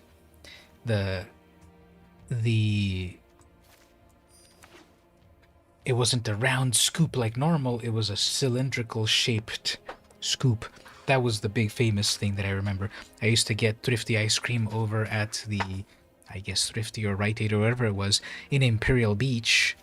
I grew up in Imperial Beach, and we would go there and get the 1 or 2 scoops of the Thrifty ice cream. And they were square. I would... Which one would I get? Well, my mom would always get the cookies and cream flavor. Yeah, that cylindrical ice cream scoops. That was their big claim to fame. So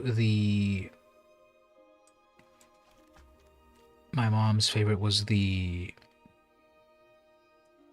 cookies and cream, and I would get the one that was the multicolored sherbet bubblegum flavor or whatever that was. It was just like every color of the rainbow. That was the one I would get all the time.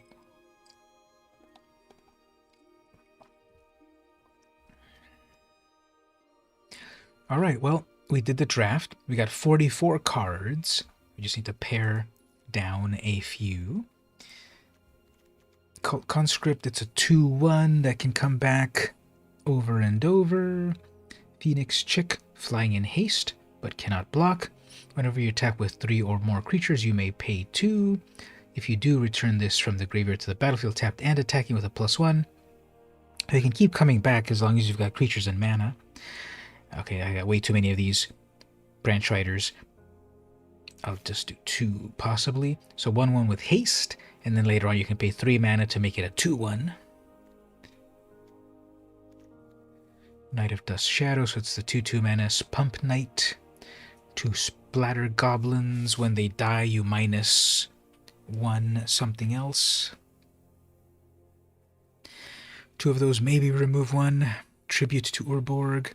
This works best with Kicker, but at the minimum it's a -2 effect. Thrill, I never use that. Steel Crusher. 2/2 for 2 with Enlist. But its other thing is it can destroy artifacts. A lot of cute cards. Yeah. Sabotage. Target player discards. Okay, that one would definitely fit with that other card that cared about the Raven Man. But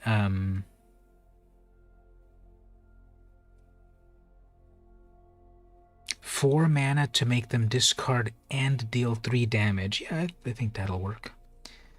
The Barricade. Probably only need 1 of these. Sacrifice some creature to gain a life draw card. Shadow Prophecy. Domain. Look at cards. Get cards. This will look at 2, keep 1. That Kavu with Menace. That's a 3-1, kind of fragile. Rivas, 3-3 Menace. Got that Star, 2 of these horses. 1 is good, got some flyers. That's 40 cards. And then at the highest level, 5-5 Death Touch. Does a 5-5 need Death Touch? And then a 5-5 Trample. And these can get summoned faster with some...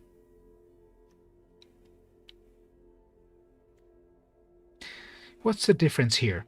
This spell costs 1 less to cast for each creature in your graveyard versus this spell costs X less to cast. Oh, okay, that's the difference.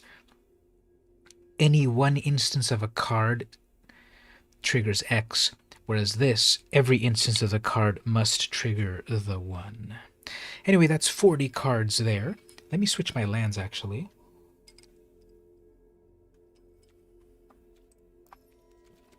And then we'll be ready to play. So tell me in the chat, how many wins will we get? All of the wins? When I got back into Magic, I got a free pack of lands. This was 2017. Stevie, what was the name of that one card shop that closed in Chula Vista with the old man that was very nice? If you can remind me. Anyway, when I got back into Magic, that was one of the first card shops I went to. He was a very nice owner of that store. He gave me a pack of lands, and the lands were this Innistrad set right here. So I remember this land. So in his honor, he no longer has the store, but in his honor, I will put these lands that I got from that store into my deck. Wouldn't it be neat if MTG made Tremors cards? That was a cool movie, right? Well, close enough. We've got this monstrous Molten Monstrosity. And then as for the red cards, well, maybe the good old Mirage lands. What else? We gotta get all those wins. Let's get one of these Ravnica cards. How mountains have come a long way, especially if you're on Ravnica. So we'll grab those lands right there. I forgot the name. Yeah, I remember the location definitely. My parents live in that area, and there's a really nice Mexican food place across the street, but I don't remember the name of the shop. Let's see, what's my mostly focused on black. So we'll have 9 swamps, 8 mountains. We got 40 cards. There's our deck. Just some black-red shenanigans.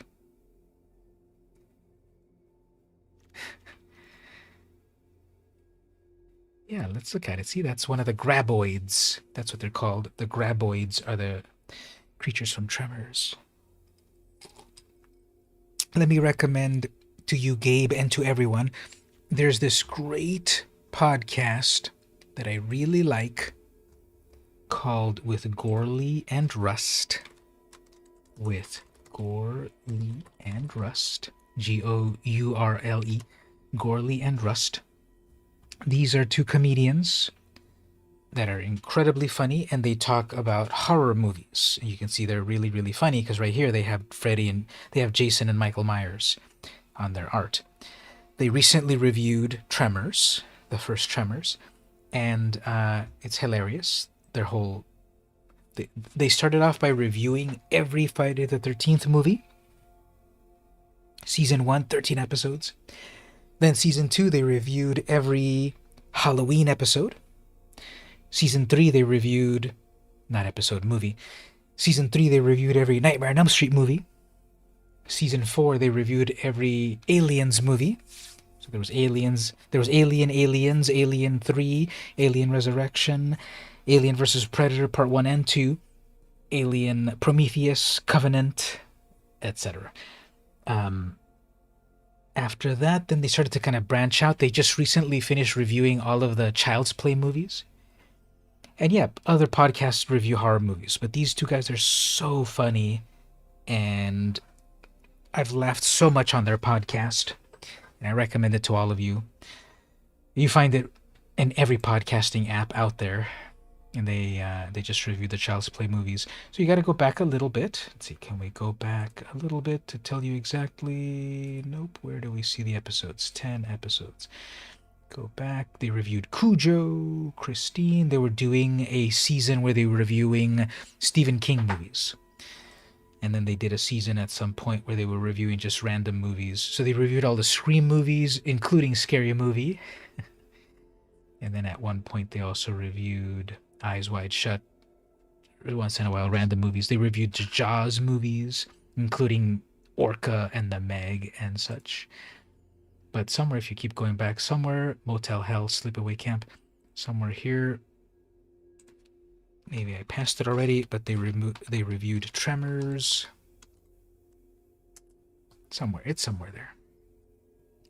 I would recommend it. Very funny, I love it, although I did see a 1-star here. What does this person say? Pot calling the kettle disingenuous. Listening to Matt and Paul attempt to lament the tendency of media and marketing companies to affect woke posturing in their films, commercials, hilarious, considering the frequency which they both phony cowards feel the need. Alright, it's one of these right-wing MAGA losers. Anyway, let's get back to the gameplay. And we got a black-red deck, and that's what we're going to play. But yes, I highly recommend listening to the podcast with Gorley and Rust. If you like to laugh, even if you're not into horror movies, they meander into so many different things that it's just really funny series.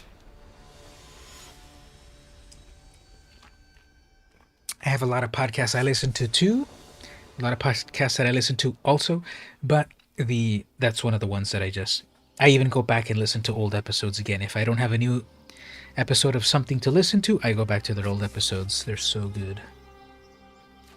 Okay, opponent goes first. I don't have anything until turn 3, but we'll see how that goes. Let sleeping dragons lie. They mulliganed. Ooh, they have their own turn 1.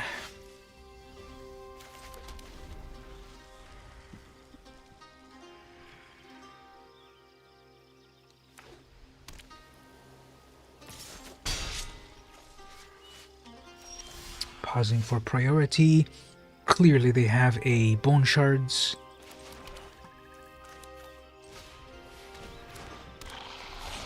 Maybe not. It didn't pause on their turn. On my turn. It paused and then they continued. Okay. So,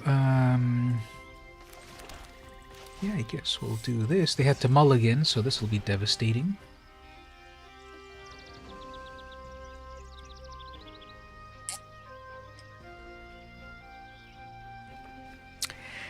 I'm not quite doing podcasts. Thanks for asking.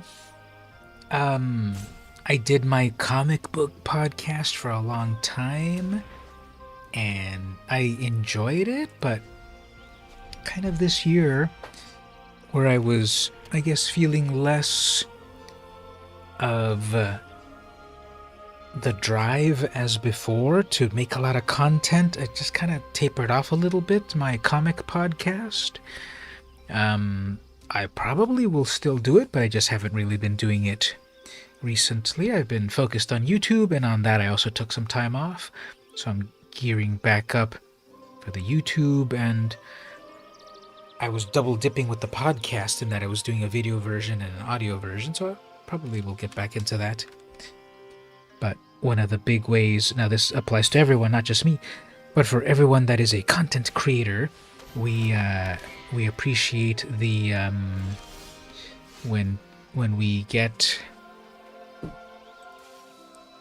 when people enjoy our stuff and tell us about it and everything.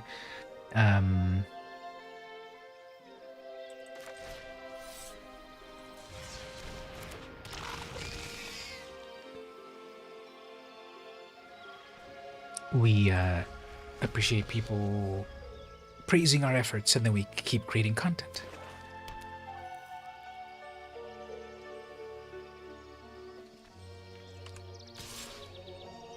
Alright, so they're gonna hit me a few times in the air. Don't believe I have removal for that.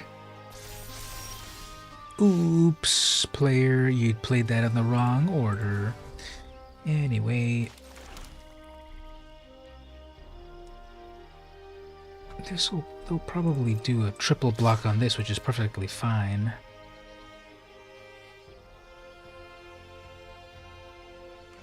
Oh, I see. Okay.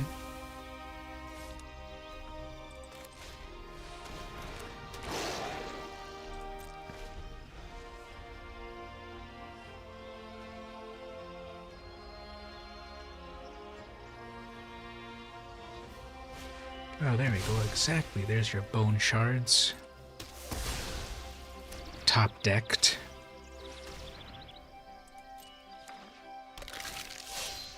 So lucky.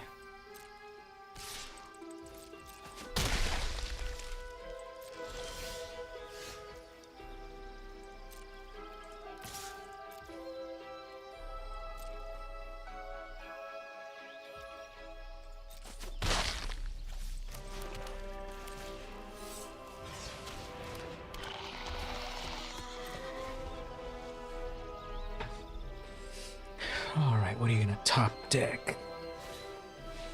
A flyer. Definitely need some removal for that.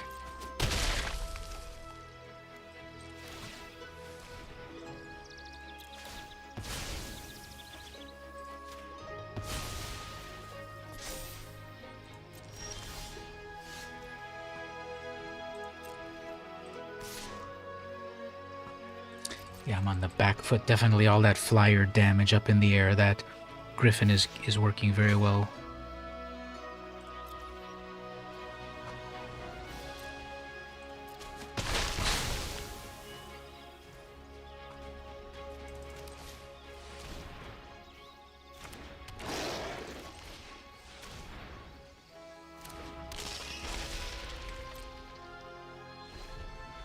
They're gonna bring back... Oh, no, they didn't bring it back in time. So they can't bring back that skeleton. They needed to bring it back when something died. So they won't be able to bring it back on their turn to plus their flyer. But I need to get rid of that flyer. 2, 3. I'm on a 5-turn clock. Oops, they're gonna do another bone shards here. Sacrifice their peon and then hit my 3/3 horse.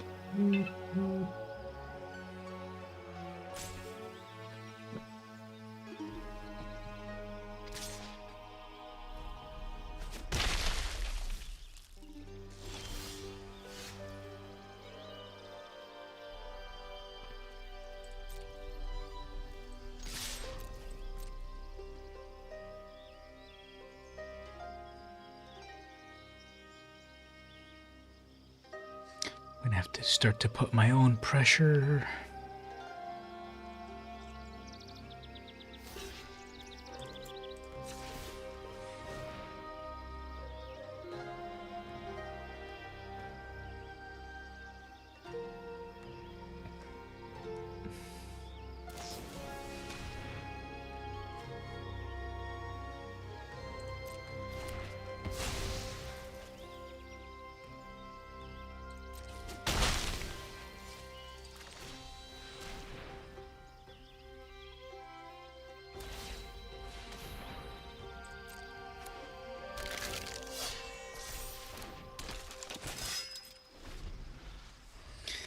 Alright, hopefully they don't top deck anything too good. See how that cultist is just working so well. It's a 1-drop and it can keep coming back over and over. Guess they don't have any more creature here.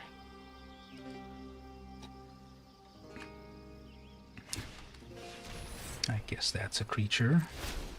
Every player sacrifices a creature. Great.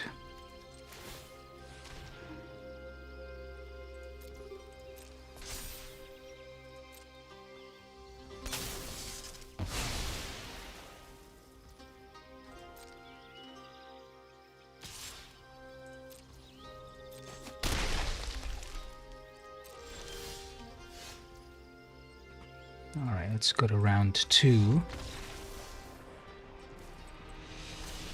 So that one flyer was just...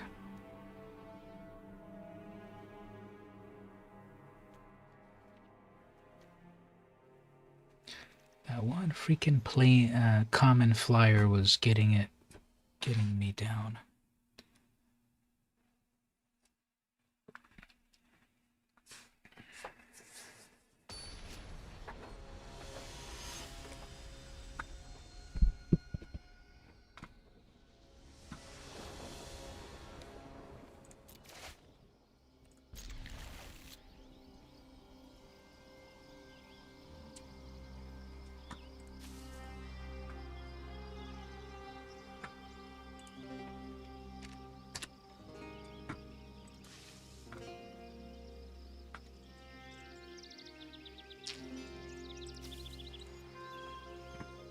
Alright, while the opponent thinks... So, the drink I was saying was, I have I was having this Negroni.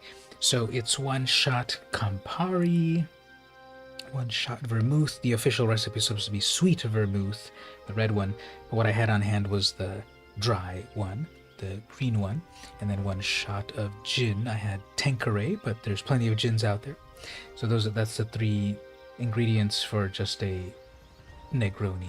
But then what I did was I added 1 little bit of sugar and then some lemon juice, and that made my sweet and sour Negroni. That's what I'm drinking at the moment.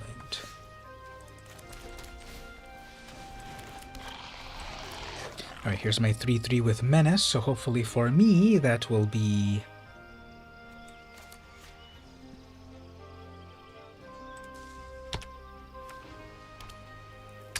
Two mana, nothing. Good.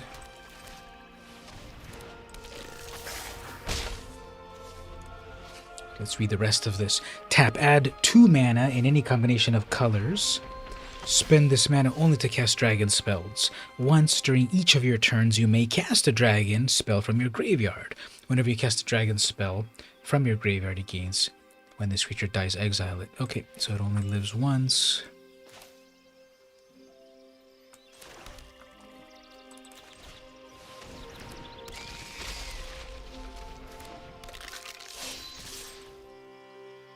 Five damage.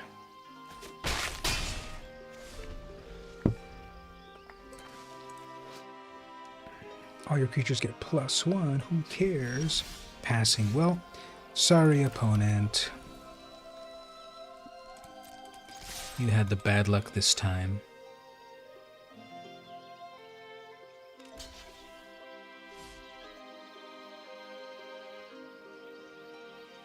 Gonna steamroll them, definitely. It'd be better to block my 3-3, but that's okay.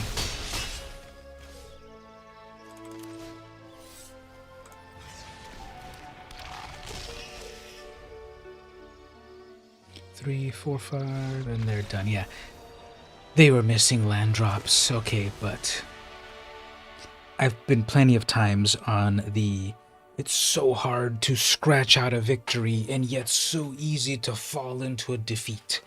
And that's exactly what the opponent had here. They had to scratch out a victory on the last game, and right here they just fell into a defeat. Alright, so here it is for all the marbles. One more.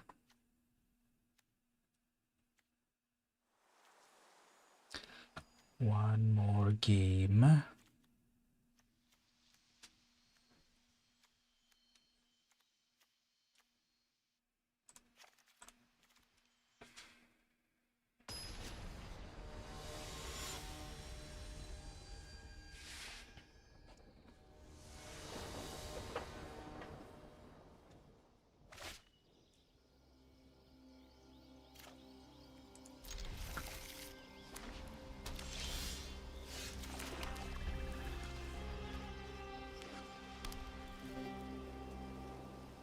It's a tie so far, so let's see if we can break that tie.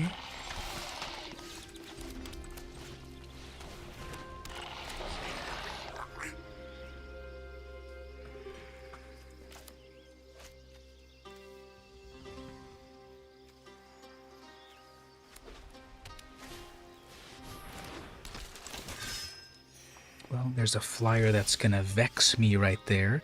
I do have a reach creature, only one.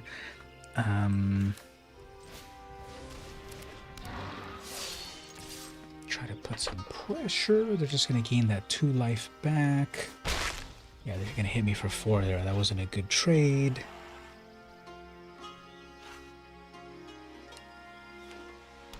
They're getting all their white mana at the moment.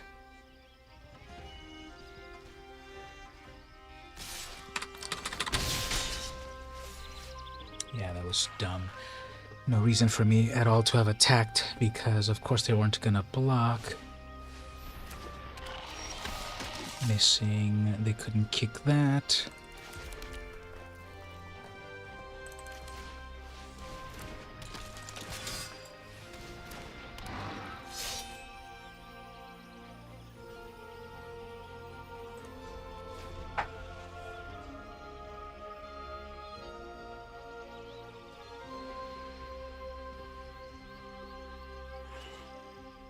Play conservatively, although often my inclination is to go aggro, so they're gonna whittle me down that way.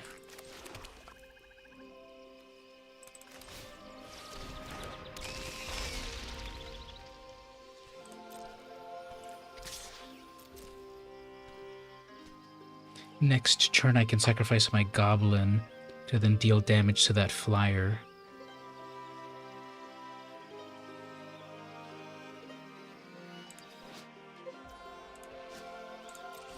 Your opponents can't gain life, so that'll save me a little bit.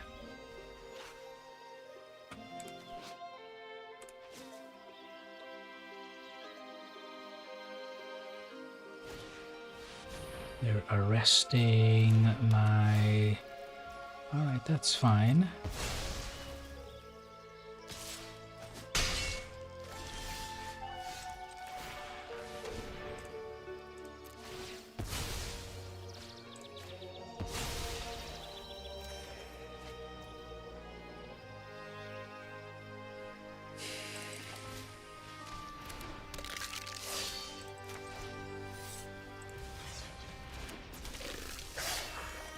That's definitely my inclination. They're missing all their black mana.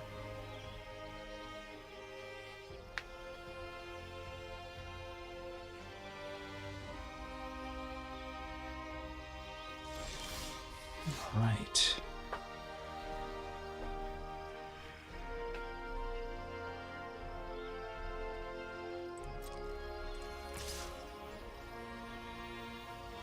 I forgot that Steel Crusher has Enlist.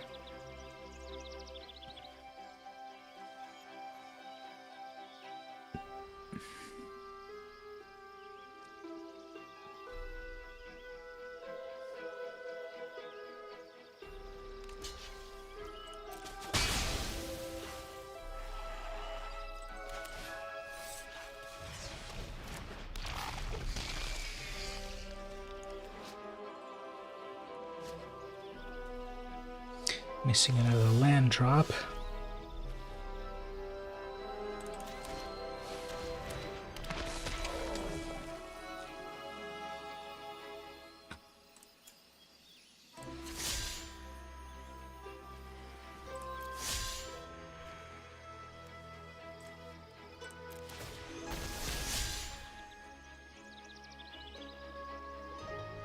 Well, I'm trying to. They have the life gain creature, so I'm going to try to hit them with that Enlist. That's a 4/2 damage. You're still missing that. Okay. Well, let's attack with that 5/5. Then we'll enlist another creature. Tap that to create a 4/2. They're finally blocking that. Take a little damage back.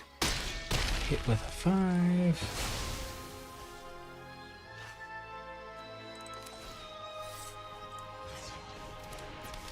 Bring out some Kavus. Got that flyer and they're like, oh, I'm done. Alright.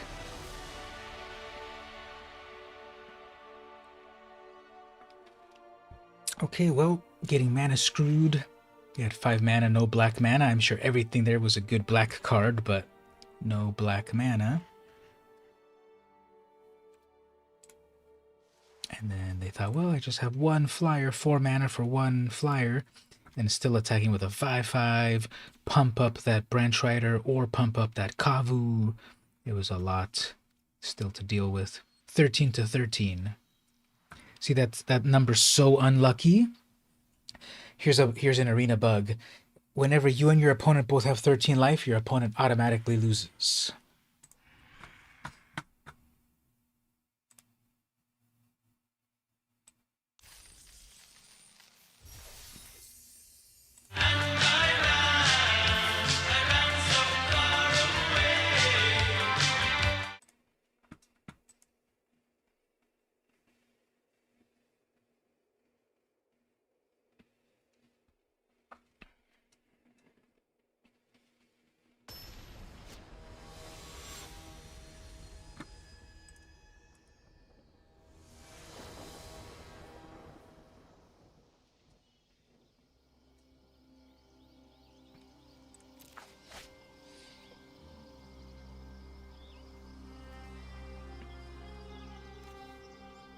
Alright, so I got some removal there. If I get my 3rd mana, I'll be okay. I got a 2-drop, a 1-drop. Oh, actually, this is amazing.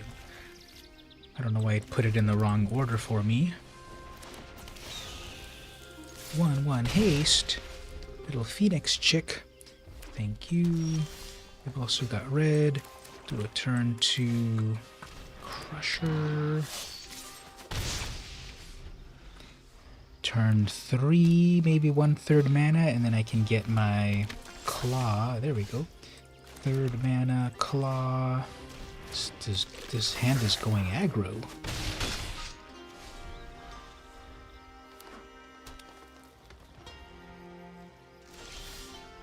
Passing with priority. Okay, well, let's try to get rid of their only threat.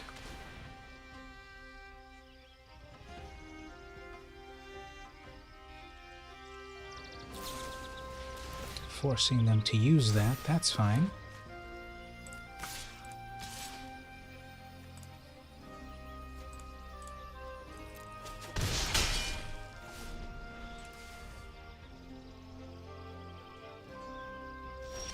Passing for priority. Okay, well, let's keep that open and...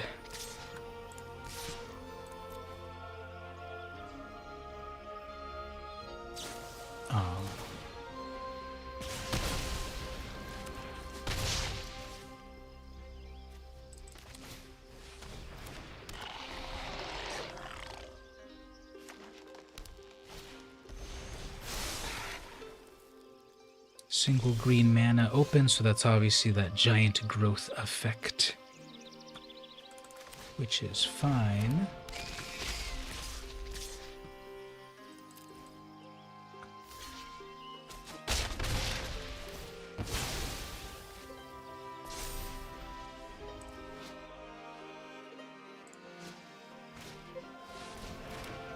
Alright, we got that reach creature now, missing mana.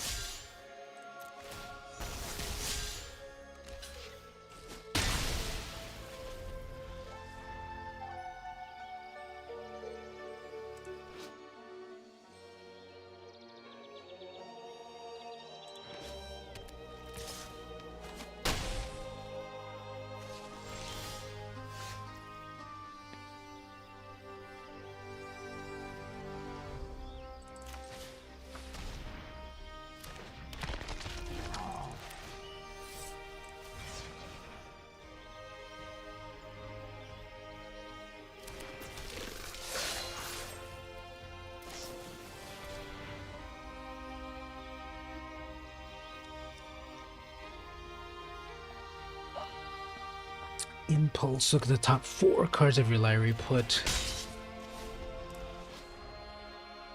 one of them into your hand, the rest at the bottom.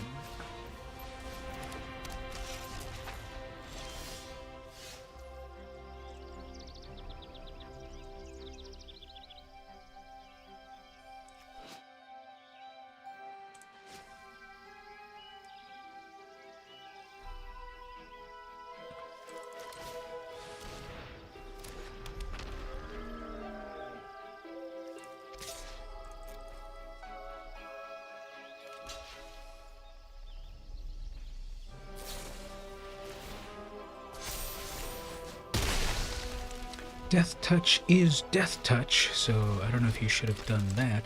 Now you got a 3/2 flyer, that's not good.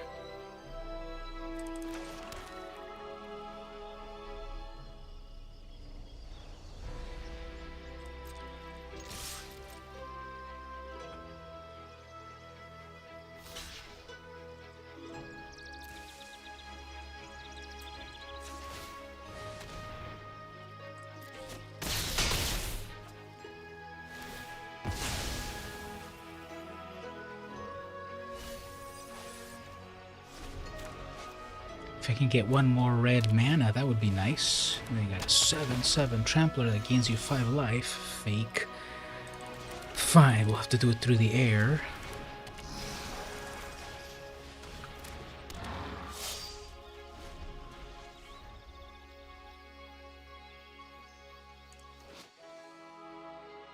So it's one of these shades. And I got lots of black mana, so I got 6 mana, so that's +3. But that'll be a little while till I can get.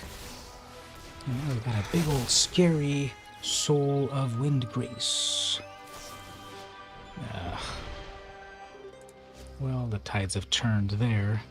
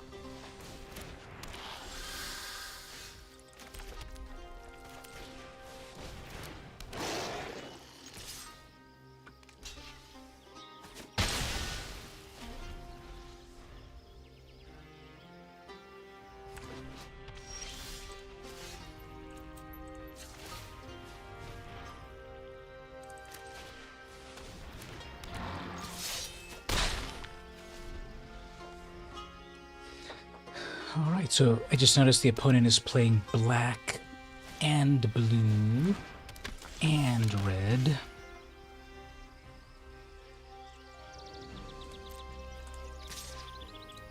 I definitely need to get rid of that flyer, so unfortunately, Monkey, you're going to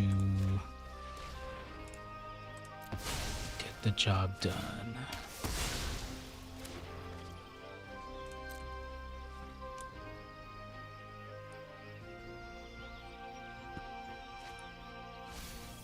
I should have noticed there I could have plussed 1.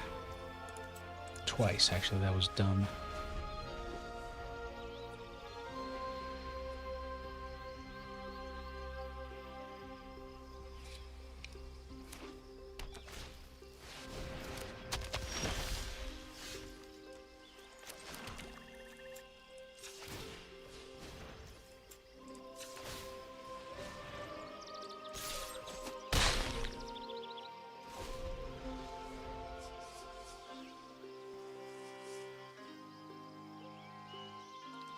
So they had that one creature that gave them 5 life, so that'll be annoying if they get that again.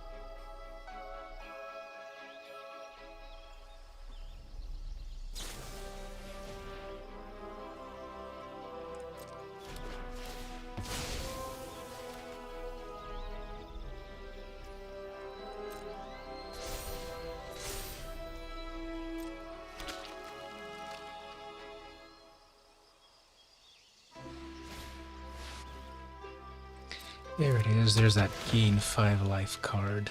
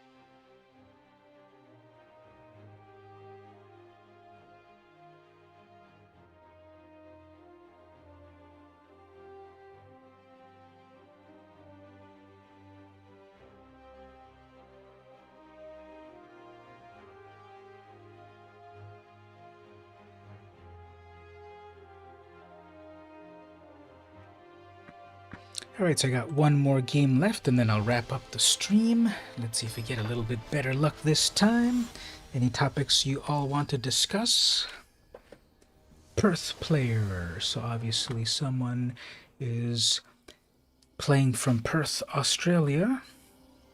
Unless there's some other Perths out there. Turn 1 Branch Walker with haste. Turn 2 Goblin. I haven't memorized it much, but it seems like everyone's playing red. Have we been seeing a lot of red players so far?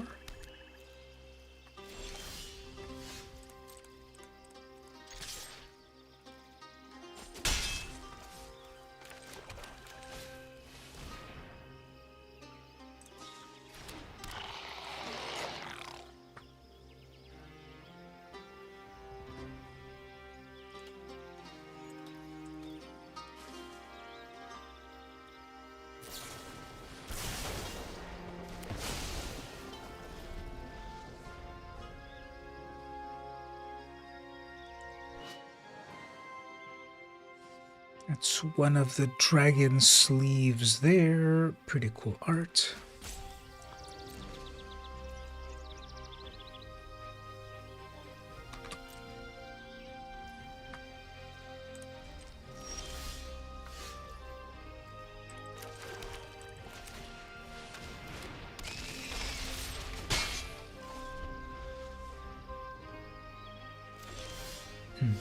Here's another player that's had their bad luck with draws, and I'm going to devastate them with 2 cards discarded plus 3 damage.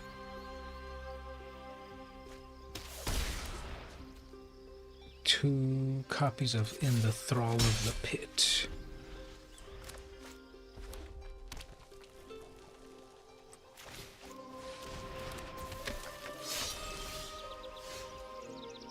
So that has haste built in. I forgot about that.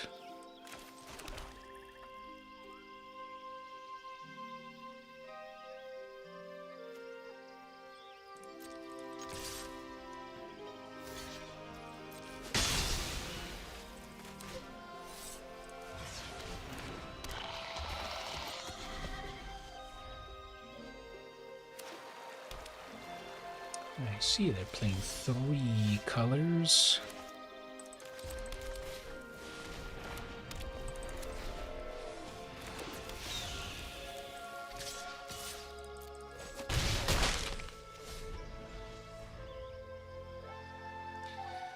That's lethal right there if they have no blockers.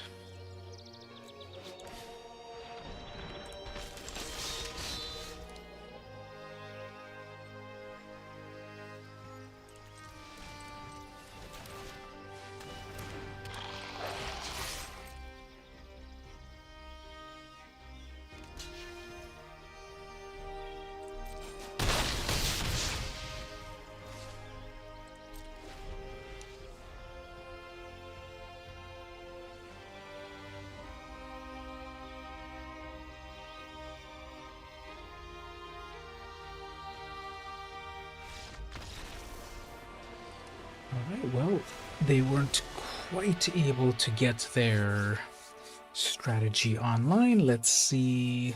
Second game.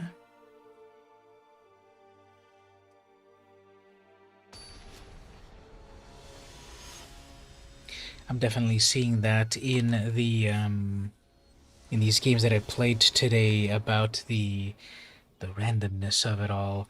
Maybe there's been one player that their deck was really good, but then that same player, didn't they had just miss all their land drops, and then so on this one they also missed drops. So that's one of the negatives of draft, that there can be that randomness of just draws. Like, I know my deck is good, but then bad draws.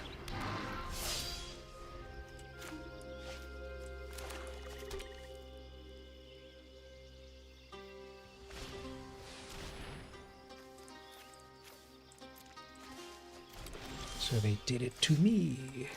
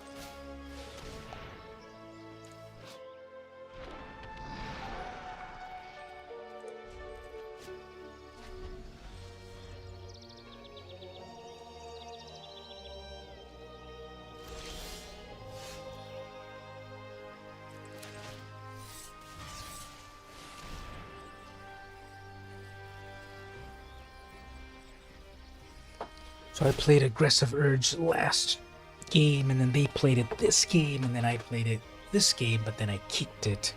So it also deals the damage. Discard 2 cards, deals 3 damage.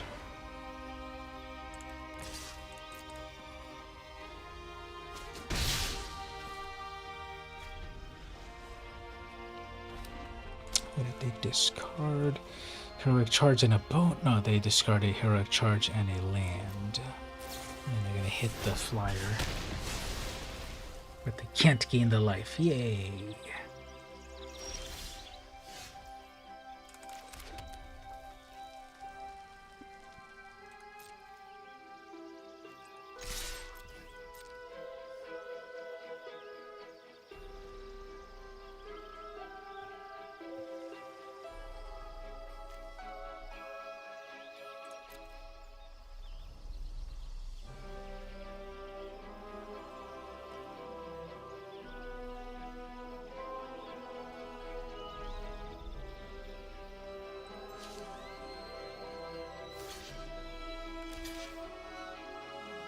Double blocking that.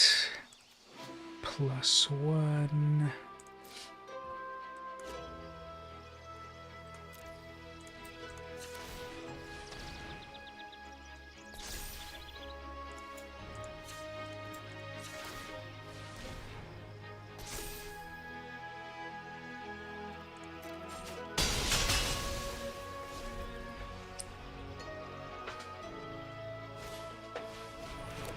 Oh, there's Baird.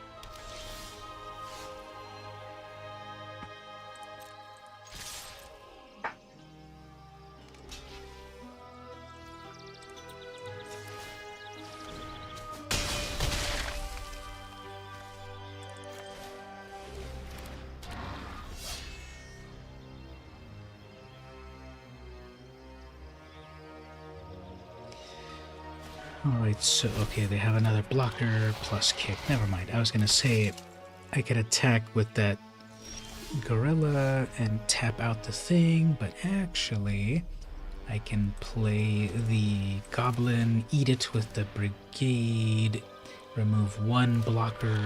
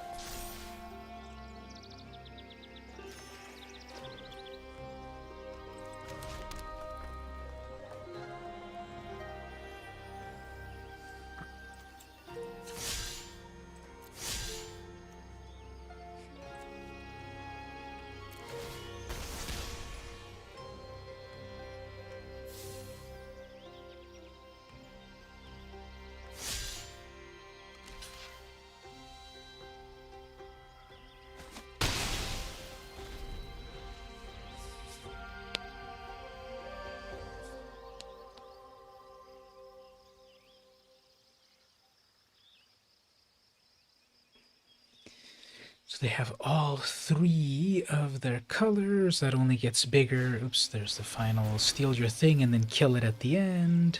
Fine.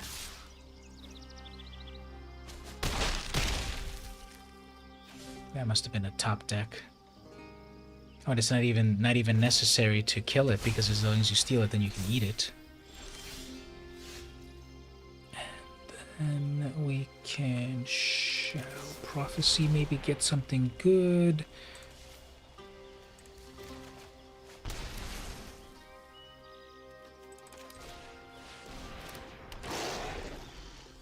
That's got Menace, so they need a blocker. There's a blocker. And then that chick has a...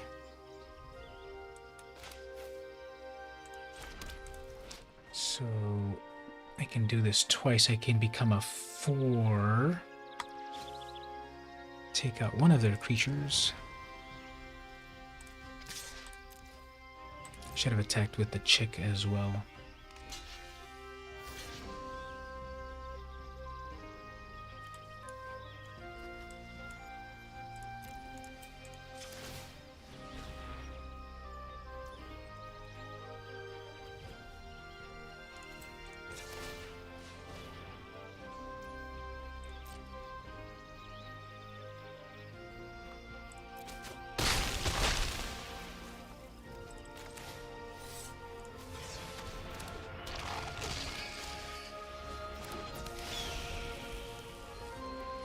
Well, I got a 7/7 here. Highest mana value among cards in my graveyard. So I have a 7/7 in the graveyard? Highest mana value among whatever. Okay. Anyway. It's pausing for priority.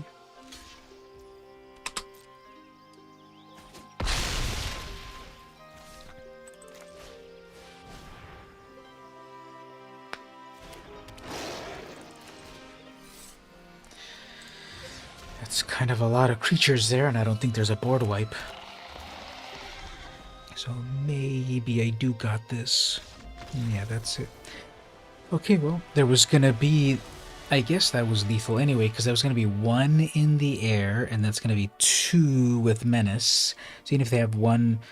Even if they could summon 2 blockers, they needed to block that 7, and that... Yeah, that was just overwhelming there. So yeah, that horse just works really well, and without having to craft your deck too hard, that horse can get very powerful. And you saw they stole my creature, attacked me with it, and then ate it with the horse. So that's what I really hate with when people do, no matter with this card, but with any Rakdos style effect. And I think I played like one person in real life in the Commander games that does that, and I really hate that. That's way too overpowered for casual play. But yeah, steal your stuff and then eat it for value. Hurloon Battle Hymn, so the Hurloon Minotaurs make a return. Those don't look like the classic Hurloon Minotaurs, unfortunately, but that's some cool art. That's a good place to wrap up for the night, then. We have the... We'll claim the rewards. Danitha. So Danitha returns. What does the new Danitha do again? 5 mana, 4/4, first strike, vigilance, lifelink. When this enters, you may put an aura or equipment directly onto Danitha. All right, so the previous Danitha was a 2/2, 2/2 vigilance, first strike, lifelink, I think, for 3 mana. And now and then she would reduce the cost of equipment by 1. But now for 5 mana, you get a 4/4. First strike, vigilance, lifelink, and you get to free cast the equipment. So that's kind of cool. Actually, I'll claim that prize one moment. But what I want to do here is I already have this Danitha deck that I made a while ago, and I'm going to make Danitha 2.0 with this new Danitha because it's already been crafted for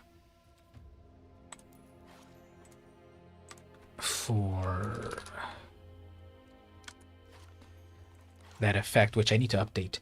But this Danitha, I will make her the commander, and then Junior Danitha, I will make her the one of the 99. Right there, and then I'll craft its capabilities later to really take advantage of things.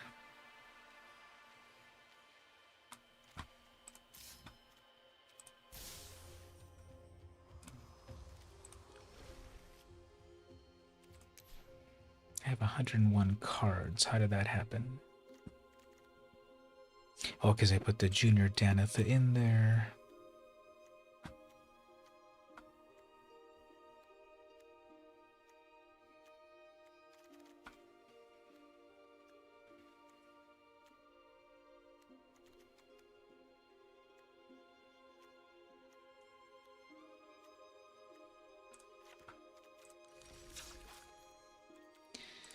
And then I'll claim my prize, and then I'll wrap up the stream for the night. So go back over here.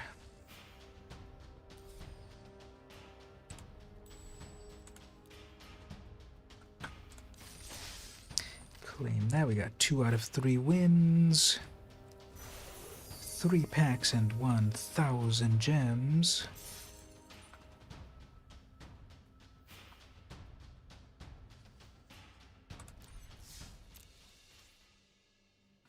We'll wrap up with the J stack because there's just one more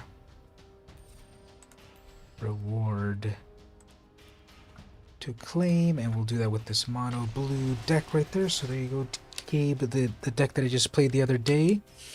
This version is very close to what I played in real life. Don't have every card at the moment, but we'll claim the final rewards. There we go, we got the new Shieldred. I go first.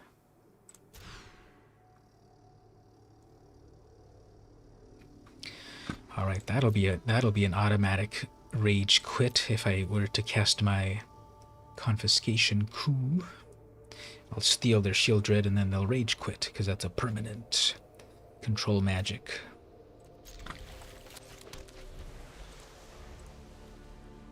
Two mana instant, draw a card, no turn 1 Thoughtseize.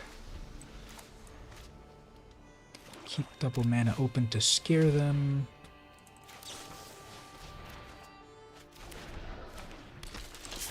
Steal that for 2 or bounce it back. Let's see. Keep the mana open. Once it's safe, bring out my planeswalkers.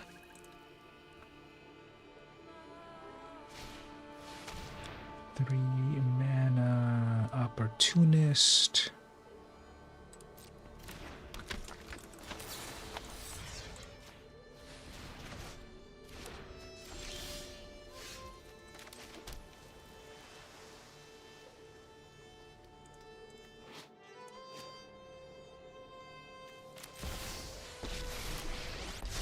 Have a distraction over here. We'll make this look easy. If they play their 4th mana right here, all I need is my 5th mana. Yeah, there we go. All I need is my 5th mana, and then I can steal their Shieldred, and then that'll be bad luck for them. 3, 4, 5. Yep, they're going for the Planeswalker. 5th mana. There we go. Okay, so let's see if they rage quit after this.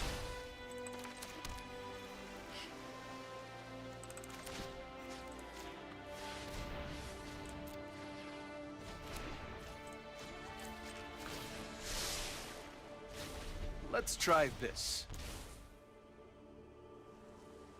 Well, they might do that combo, but I've got their main combo piece, so that'll slow them down. They have to murder their own creature. So that's the big idea there. Plus that's 7 mana. Peer into the Abyss, it's 6 mana, I think. So they have 5 mana at the moment. So if they kill their... Oh, oops, okay, Obnixilis, who cares? As a human, I conquered. As a demon, I subjugate. Your bones will read as omens! Alright, so they just need to recast that. Try not to think too hard. I'll have to erase that memory. Knowledge is not without prize.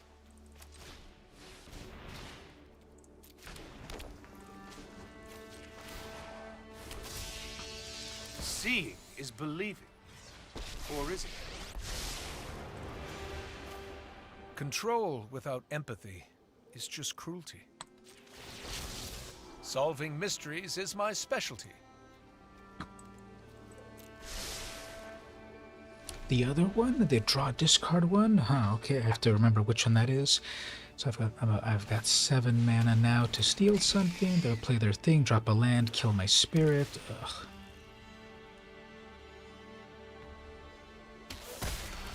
Freaking annoying.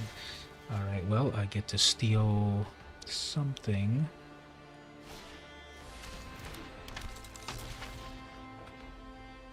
I'll do it myself. Oh, this only happens when you play it. It only landfalls into a swamp, so that's annoying. Ah, they attacked the wrong Jace. Good.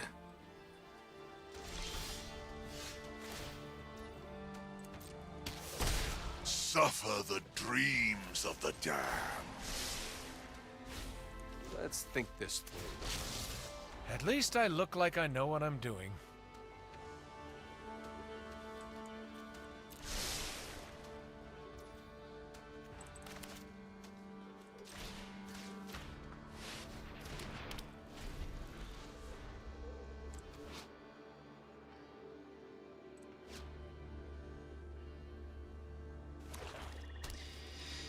We'll see if a Lich's Mastery hits the field. Nope, we got a Shield Red instead. That would have been better to steal. So I need to pay 5, 6, 7, 8, 9. I need to pay 9 mana to steal that.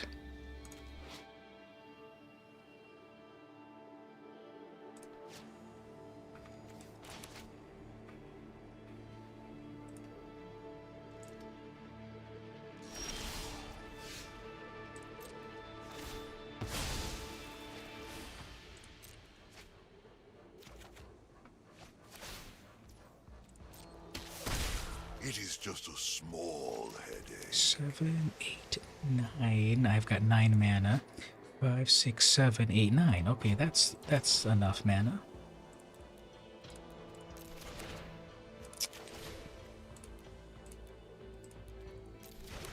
Seven, 8, 9. I've got 9 mana. 7, 8, 9. And I need 7, 8, 9, 10, 11. Oh, never mind. Math. Okay, well. I have a lot to Oh, think okay, I about. can steal that right next turn, actually. I just have to survive one turn.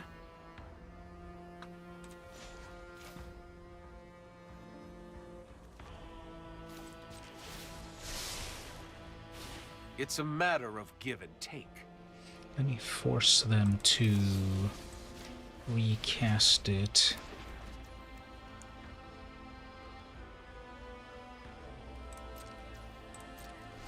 Make them use up all their mana.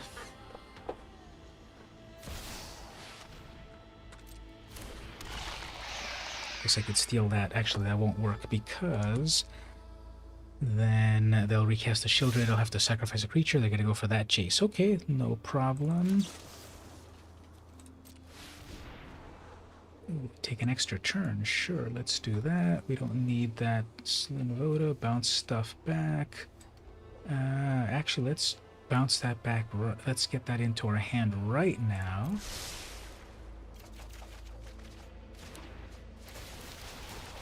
Yeah. And then we bounce back that. Then you have to discard cards from your hand.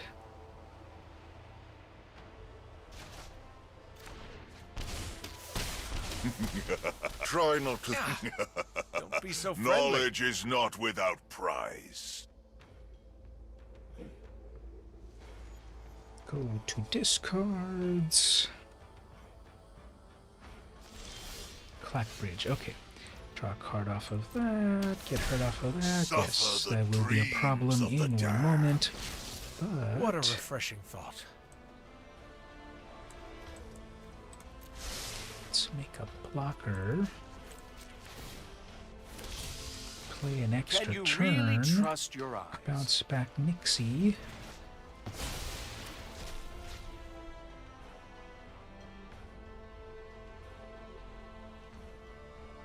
Safely draw a card.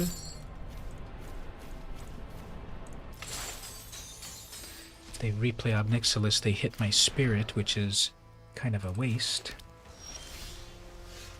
Oh, I can steal their land, but that won't do much.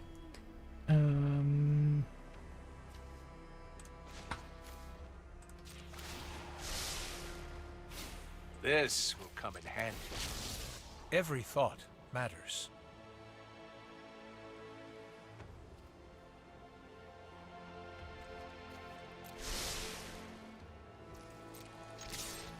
Draw something. Discard a land.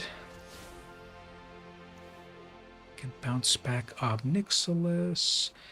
That's 3, 4, 5, 6, 7, 8, 9 in total. That might be better. I can steal.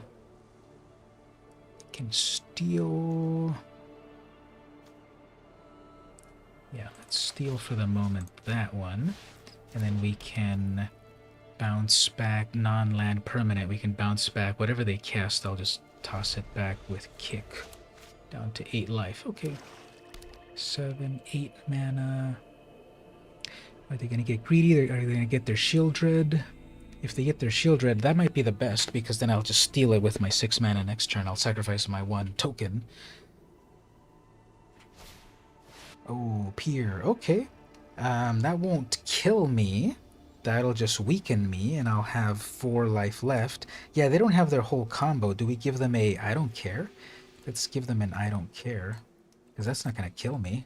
They don't have their whole combo.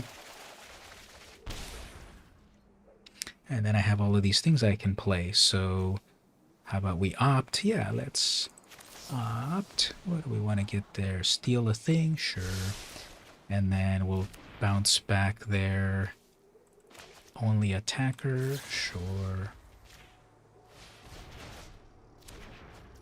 And then we got one more card over here. Return a non-land permanent or draw a card. Let's draw some cards. More cards into the hand? Nah. Time Warp. We'll Time Warp. Thank you for the Time Warp. And then they have to discard. So we have to play a bunch of cards here. First we'll play a land. Where's my lands? Then we'll scry over here. Every problem has a solution. Do a return there, and then they're done. Okay, well, thank you for all the cards. I don't know if you want to give a Mind Mage every card possible, because we got Steal Your Stuff, Make Krakens, Bounce, take an extra turn, make a Kraken, bounce, steal, Serpent, extra turn. So yeah, if they had Underworld Dreams or Shieldred, yeah, that'd be devastating. But it's like, who cares? That doesn't kill you at all on its own. It has to be coupled with something else. Do you see what you were on about? Between two of us, you can make that nuts. Yeah, I don't doubt it. I just haven't had a chance to put it together. So yeah, opponent, son of a Midgard, thank you for half my deck.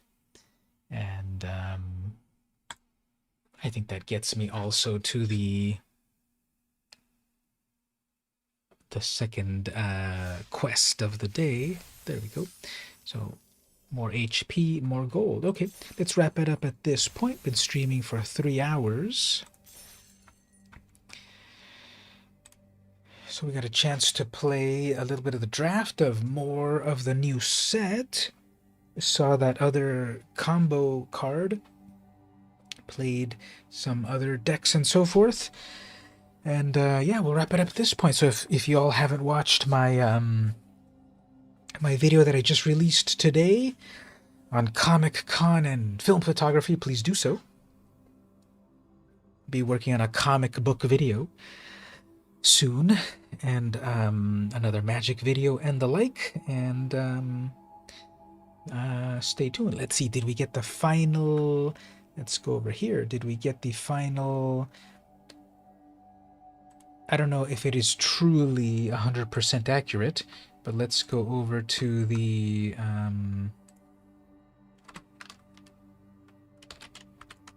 our counter. Supposedly it's live, but let's go over to our counter. Nope, we're at 16.99. So 3 hours and we couldn't get one follower, but okay, that's how it goes. No need to be optimistic about these things. So we'll get there soon enough, but we're on an upward trend. All right, everyone, have a good weekend, and then we'll do it again next time. Check out the YouTube and so forth. If you enjoy this stuff, consider pressing the super chat there on YouTube, or the join button, or the thanks, or joining the Patreon and the like. That's always nice. Have a good night. We'll see you all next time.